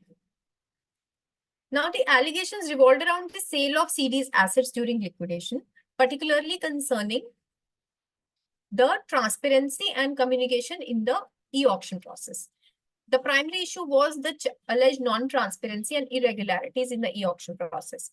It was observed that the liquidator proceeded with the e-auction on 1st October 21 without communicating the ineligibility for participation to the concerned applicants and refunded the EMD on 1st October itself, on the day of auction, without any communication. The ineligibility for participation to the concerned applicants was communicated on 2nd October, one day after the conclusion of bidding. SCN challenged violations under the code, liquidation regulations, and IP regulations related to conducting the auction process transparently and communicating with the stakeholders. Moreover, liquidator also failed to submit a report to the AA with regard to collusion among the applicant and the bidders, and seek proper appropriate order against such colluding parties in accordance with Regulation 33, Sub-Regulation 3. The DC found him to be in contravention of various sections of the code and regulations. His submission regarding disqualifying certain bidders and his interpretation of 33(3) were deemed inconsistent. DC noted deficiencies in his actions, including disqualifying bidders without giving them an opportunity to rectify. It was emphasized that the objective of maximizing asset value was not served by limiting the auction process to only 2 bidders. Better value maximization could have been achieved. The DC suspended his registration as an IP for 2 years from the expiry of the previous suspension order, citing his contravention of relevant regulations and code of conduct. In the matter of another IP, the order of disciplinary committee dated 5th February, the NCLT admitted an application under Section 7 filed by SBI against Action Ispat. And this one of the IP was appointed as IRP. The investigating authority was appointed by IBBI to investigate records and affairs related to the CD, with her acting as IRP. After the investigation report was submitted to the board, the board issued a show cause notice to Ms. Gupta on 20th February 23, alleging contravention of the code and regulations. The matter was referred to the disciplinary committee. In the present matter, as per Regulation 18, Sub-Regulation 3 of the CRP regulations, it is mandatory on the part of IRP to conduct the COC meeting and place any proposal received before COC if the same is made by members of the committee having at least 33% of the voting rights. In the said matter, one ARC having 59% of the voting rights, via its email dated 22nd May 2022, requested her to conduct the COC with one of the agenda for replacement of IRP. However, despite that, she delayed conducting the COC meeting. As per the view of the board, she contravened section 2082A 2E of the code, regulation 18.3 of CRP regulations, 72A 2H of the IP regulations, read with clause 1, 2, 3, 14 of the code of conduct. The DC found that she contravened regulation so-and-so for not conducting the COC meeting as requested by the ARC having 59% of voting right. However, considering subsequent events where COC passed a resolution to withdraw the application for her replacement and confirmed her as RP, the DC took a lenient view. DC also noted and considered the fact that AA has approved the resolution plan of CD-wide order dated 26 September. The DC, therefore, in exercise of power conferred under so-and-so, read with IBBI IP regulations and IBBI inspection and investigation regulations, warned her to be extremely careful while handling assignments under the code and ensure full compliance with the provisions of code and regulations made thereunder. In another matter, it was observed from the copy of MCA master data submitted by claimant that Mr. So-and-so was appointed as director in Tirupati Balaji Fibers Private Limited and Silvertone Papers Limited. Further, in the reply dated 6 January 23 submitted to the IA, the RP provided the details of companies or LLPs wherein he have or had been appointed as director or additional director, and he was appointed as director of Tirupati Balaji, so-and-so and so-and-so, with effect from these dates respectively during the currency of CIRP of CD. It was observed that from the annexure G to IM that one of the shareholders of the CD, Mr. Prasoon Agarwal, having 10% share, was also the director in Silvertone Paper Limited, wherein the RP had been appointed as one of the directors after initiation of CRP. Mr. Kuchal action of accepting directorship of a company wherein shareholder is having substantial shareholding in the CD is also a director, is against the code of conduct for IPs. As per the view of board, Mr. Kuchal has contravened so-and-so, so-and-so, so-and-so. Then findings observed that RP is supposed to file application under section 66 against directors in the case of wrongful trading, etc. Same gets seriously compromised once he accepts a position in the company where such interrelations exist. Hence, his independence and impartiality will be affected once he becomes a director and sits on the same table with the interrelated directors on the directors of the other company. DC held that the conduct of RP-IRP should not give any scope while working as an insolvency professional to create any doubt about his integrity. Accepting a post of director in a company where director is a shareholder of the CD and shareholder in the company is a director of CD is amounting to a situation where IP cannot be said to have complete independence in his professional relationship. The committee further noted the fact that Mr. Lokmal Kuchal resigned from the post of director after 6 months indicates that he realized that there may be some conduct issue on his part, and accordingly he tendered resignation from the post of directorship. Hence, the conduct cannot qualify to be above the board and creates doubt about his independence in the professional conduct. Keeping in view of the facts, DC suspended the registration for 3 months. In an order of disciplinary committee dated 30th January 2024, the NCLT admitted applications under section 9 of the code for CIRP of CMA Jewels Limited and Dhanlakshmi Electricals Private Limited. Mr. Naren Sheth was appointed as IRP and later as resolution professional for both cases. Investigation was initiated into the liquidation proceedings of CD1 and CRP proceedings of CD2 by the IBBI. In the CD1, alleged violation in conducting the sale of CD1's assets during liquidation, it was noted that the sale notice issued by the liquidator with SBR, the time intended to be given from date of issue was 14 days, which was reduced subsequently. It was noted that providing such short notice for submission of EOI and EMD goes against the scheme of court, and it could keep out potential buyers. Board was of the prima facie opinion that Mr. Naren Seth had inter alia contravened so-and-so sections and so-and-so regulations and clauses of code of conduct. It was noted that CD2 had been admitted into CIRP wide order dated September 2021. However, the public announcement dated September 2021 was actually issued on 5th October in the newspapers after 29 days from the date of admission order. Board was of the view that he had violated regulations, CRP regulations, as well as clause 13 of the Code of Conduct. Findings have been that Mr. Seth's actions were non-transparent, hasty, violating regulations and code with respect to CD1.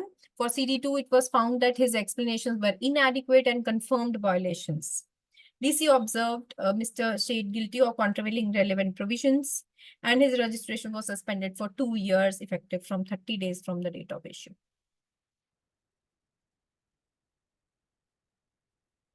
In this matter, this is an interesting one. The petitioner is an IP registered with IBBI associated with ICSR. The petitioner's registration as an IP was suspended for 3 years, which is challenged in the said writ petition. The respondents raised a preliminary objection regarding territorial jurisdiction, contending that the cause of action primarily arose in Delhi.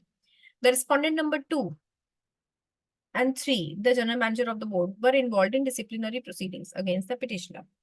Petitioner had filed an application before NCLT Delhi challenging a show cause notice issued by the respondents. Respondents argue that since the petitioner's work preliminarily involves Delhi and suspension order was issued there, the jurisdiction where the cause of action arises should be considered. Issue was whether the High Court has jurisdiction to entertain writ petition challenging suspension issued by IBBI. The Honorable High Court acknowledged that while the petitioner's work involves both Delhi and Mumbai, the suspension order primarily affects his work in Maharashtra. The Honorable High Court ruled that even if a small part of cause of action arises within its jurisdiction, it can entertain the writ petition.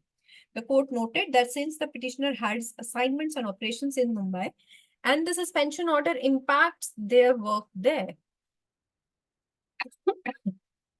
part of cause of action arises within its territorial jurisdiction. Therefore, court concluded that it has the territorial jurisdiction to entertain the writ petition challenging the suspension order. Whether Mr. Kapil Goyal incorporated a partnership firm named IBBI Insolvency Practitioners. Due to the usage of IBBI, a show cause notice was issued by the disciplinary committee. It was after considering the allegations and his submissions, is passed an order directing that the RP not to take up any new assignments until the firm name is removed from the ROC. Suspension of the RP's registration as an insolvency professional for 3 months. The said DC order was challenged through a writ petition. Issue was raised in writ petition was a validity of order passed by DC. The Honorable High Court noted that RP had used the name IBI for his private entity, which could mislead trade, industry, and stakeholders. Further observed that his private entity name had been struck off from ROC by the MCA and the suspension period had already elapsed. Considering these factors, court upheld the DC's order, stating it had already been given effect by the MCA and suspension period had ended. Therefore, the writ petition was dismissed. In the NCLAT Chennai matter of Viral Controls, which is the appellant, filed an appeal against the order passed by AA. The appellant was an OC of a CD named Regan Power Tech Private Limited, which is a respondent, which was admitted into CRP as per an order dated 13 December 2019. The dispute arose when the appellant sought the replacement of resolution professional appointed for the respondent, alleging suppression of facts regarding contempt proceedings. The appellant alleged suppression of facts about contempt proceeding against the RP. He claimed that the RP had willfully disobeyed orders of the adjudicating authority, leading to contempt proceedings. It was argued that the RP failed the integrity test prescribed for insolvency professionals. The appellant contended that the RP's conduct brought disrepute to the insolvency process and compromised its integrity. RP relied on Section 27 of the IBC, which allows for replacement of RP. Appellant also invoked Section 60, subsection 5, asserting the jurisdiction. NCLAT dismissed the appeal, stating that the appellant lacked locus standi to file an application seeking replacement.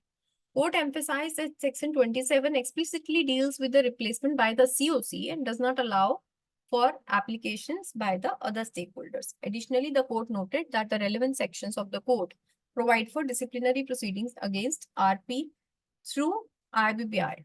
Hence, the court found no merit in appellant's appeal and dismissed it without cause.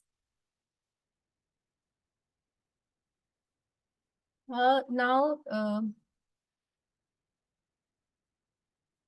whether the appointment of an LLP, which may or may not be an IPE, to provide support services during CRP. A clarification was given whether the appointed entity was a professional. On this, it noted that providing infrastructure, personnel, back office support services cannot be classified as professional services involving skill or even a profession falling within the definition. Further, it distinguished between LLP and IPE, stating that the firm engaged cannot be regarded as an IPE since it has not been recognized by the board. The LLP does not fall within the definition of term professional here because the firm is not a professional with the authorization of a regulator or any profession to render any professional service, and its conduct and performance are not subject to oversight by any regulator of any profession.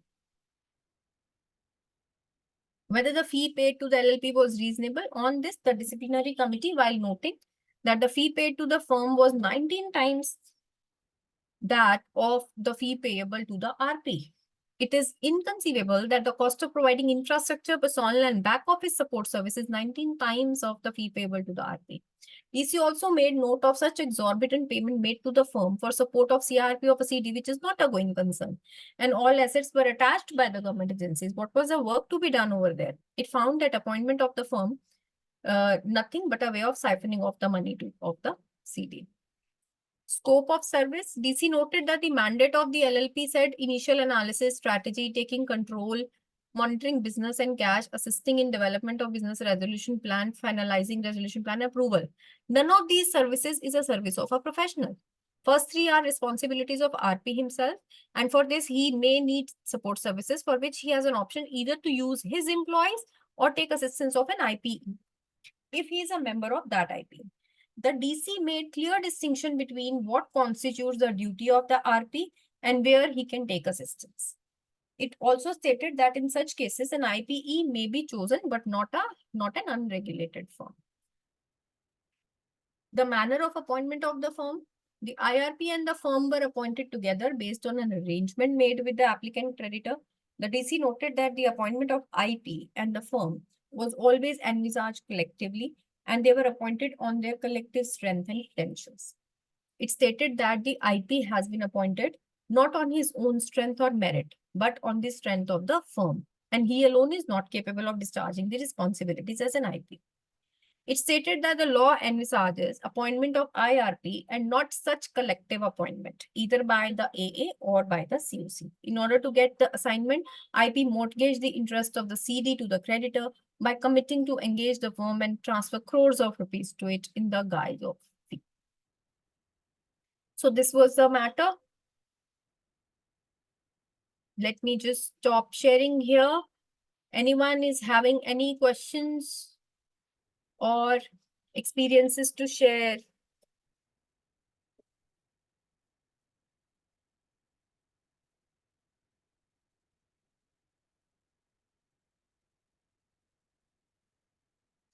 Any experiences? We have seen many matters relating to the cases of the disciplinary committee, the orders passed thereby.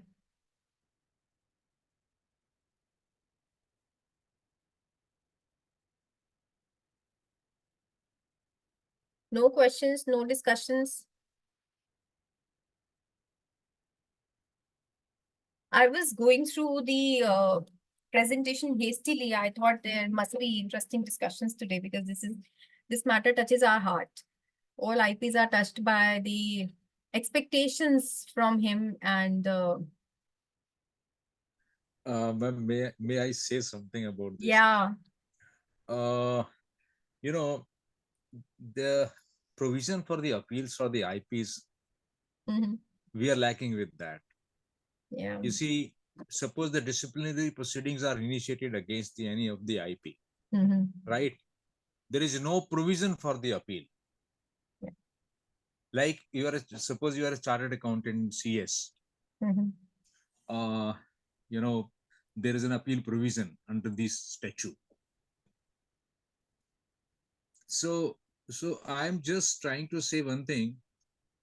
Any order, I'm so sorry, ma'am, any order which is passed by the disciplinary committee of the IBBI, having no provision of the appeal, is it not, constitutionally Against the invalid? principles of natural justice? Yes, because having no provision for appeal, you just file a writ petition. Writ is not the basically, it's a complete jurisdiction of the, discretionary jurisdiction of the High Court's concerned. Yeah. So something should be done in this aspect. Nobody is listening actually, because there See, should be some representations have been made by the associations. There are some associations of IPs you must be aware of. You must also be part of some of them. But they have made representations and the matter is being looked into. For the matters decided by the disciplinary committee of the IPA, you have an opportunity to file an appeal before their appellate panel. They have made an appellate panel also. And for the matters decided by IBBI, you can get into... No, ma'am. I'm just trying to say under the statute, there is no provision for appeal. Yeah, but I'm telling from the existing statute only. There is a possibility of appeal against the decisions made by IPA ka disciplinary committee. There they have an appellate panel if the decision is made by the DC of an IPA. No, and suppose in case of decision, IBBI in case of decision passes by the annual IBBI, you need to file a review. You can review. file, yeah. But once but actually there is no provision for appeal. no. Again, because I'm just repeating it, because when the CAV taking any action against the chartered accountant, naturally there is a appellate body. Yeah. So under the statute, section 21 of the ICI Act, actually, there is you can challenge this disciplinary board, because this, you see, prima facie opinion, then the board decision, then the provision for appeal. Then in Delhi High Court, there is a writ petitions. I'm saying the High Court, and the last in the Supreme Court. There should be something like that. I have done something wrong, and having no provision for appeal is a completely unjustified in the entire system of this IBBI. See, what happens is they are very clear on what is right and what is wrong, what is as per law, what is not as per law. Under the regulations, under the bylaws, under the guidelines and the code of conduct. They will judge you on that basis. Now it is up to you, once the show cause notice has been issued, when the allegations have been made clear to you, it is up to you to defend them in a proper manner. With the help of insolvency law experts, you can take help of the advocates doing this job. You can take help of the IPs who are helping other IPs on the subject. Professionally, commercially, they do it. But after the show cause notice has been issued, there are certain possible ways to defend yourself. I took them up in my presentation also. But at the same time, I request each one of you to just go back to the processes you are conducting and make sure that for every action you take or every inaction of yours has justifiable supporting documents. Ma'am, we are the human beings. Yeah. I know. There are certain mistakes. Lapses. There's no doubt about it. Because Yeah. we are the human being, we basically are prone to make mistakes. Yes. And when you commit mistakes, you don't deserve this, license on the state. Most of the time, we have seen all the orders. Actually, I have been seeing all the orders. 99%, there are some mistakes in which actually insolvency professional IPs are not beneficiary of that, particular transaction, I must say. Lapses always can be condoned. There should be repairable, because even the judgment passes by the NCLT, tested by NCLAT, tested by the Supreme Court. I am just trying to say these tests should be done, whether it is a mala fide done or something which is a bona fide mistakes. Yes. There should be I'm trying to distinguish that bona fide I mistakes agree. always should be condoned. In each and every case, there should not be necessary to take any action for putting the license on on the state. I agree. I agree with your view. The intent of doing that mistake should be looked into before taking any decision or giving any verdict. So complaint filing is so easy. Anyone from anywhere, they will not be asked about their locus. Any stakeholder or any aggrieved person can just file a grievance or a complaint.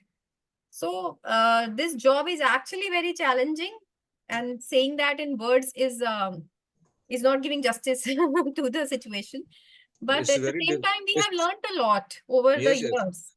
Ma'am, it's very, very difficult when somebody, gets the notices. Yeah. Now everything goes reverse. Yes. Show cause notice means basically you have to file the reply within stipulated time. Then you are appearing before the board. Yes. And the board usually say you don't come up with the advocates. No. No, I was representing, they are saying, no, you just come and you represent yourself. Advocate is not a mandatory condition. Difficult. That is difficult for a normal person to defend himself. Is generally not our trait. Absolutely. You see, there is no meaning of the advocate now. Actually, suppose that you can, as a client, as a person, you can easily go to the court. Then there is no point to engage any lawyer. So lawyers are basically, even the RBI in a similar situation, when you file a complaint before the ombudsman, there is a specific sentence which says no lawyers will be, the representation should not be through lawyer. There is a specific, they have written in the there is a clause actually they have written in the sentence. But at the ombudsman, while filing the complaints, I don't think one has to explain the situation through lawyer, because that is purely your monetary gain or loss. Yes, I agree with that. But however, because everything where the judicial order is coming should be represented by lawyer. Yeah, but here we are allowed to be represented. I am not sure which matter you are referring to. Generally, IPs are allowed to be represented by the legal representatives, and it is happening a lot. Many advocates I've seen, my people surrounding me also. These are both the situation, ma'am. One of the I have come across one where the point is with no lawyers will be you are not requested not to come up with a lawyer actually. 2 times they have adjourned the matter just not to become. There's no need of a lawyer. So it's only depends. This is a similar situation in some COCs. Some RPs allow the legal representatives of the promoters, and some RPs do not allow that. Absolutely. So where the law is unclear, these things are bound to happen. Absolutely. That is what actually from the beginning I said there must be an appeal provision specifically. And in appeal, there should be a judicial member. They should form a committee, at least. They should should be given a proper appropriate hearings. Then appropriate order should be passed. Even in the disciplinary committee also, there should be a judicial member, I must say. No issues, ma'am. Thank you, ma'am. So nice of you it was. Thank you. May I request everyone to switch on their cameras once? At least I can see who all I was interacting with. There are 30 people apart from me. Oh, thank you. Thank you, everyone. Thank you for accepting my request. So how anyone else wishing to share something? Any experience, any suggestion, any feedback? I wrapped up my 120 slides, so fast so that I could reach to this point where we could discuss.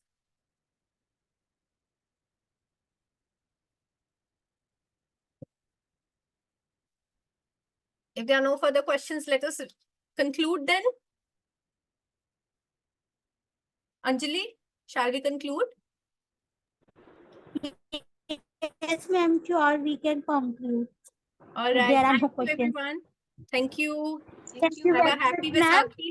for such an insightful session.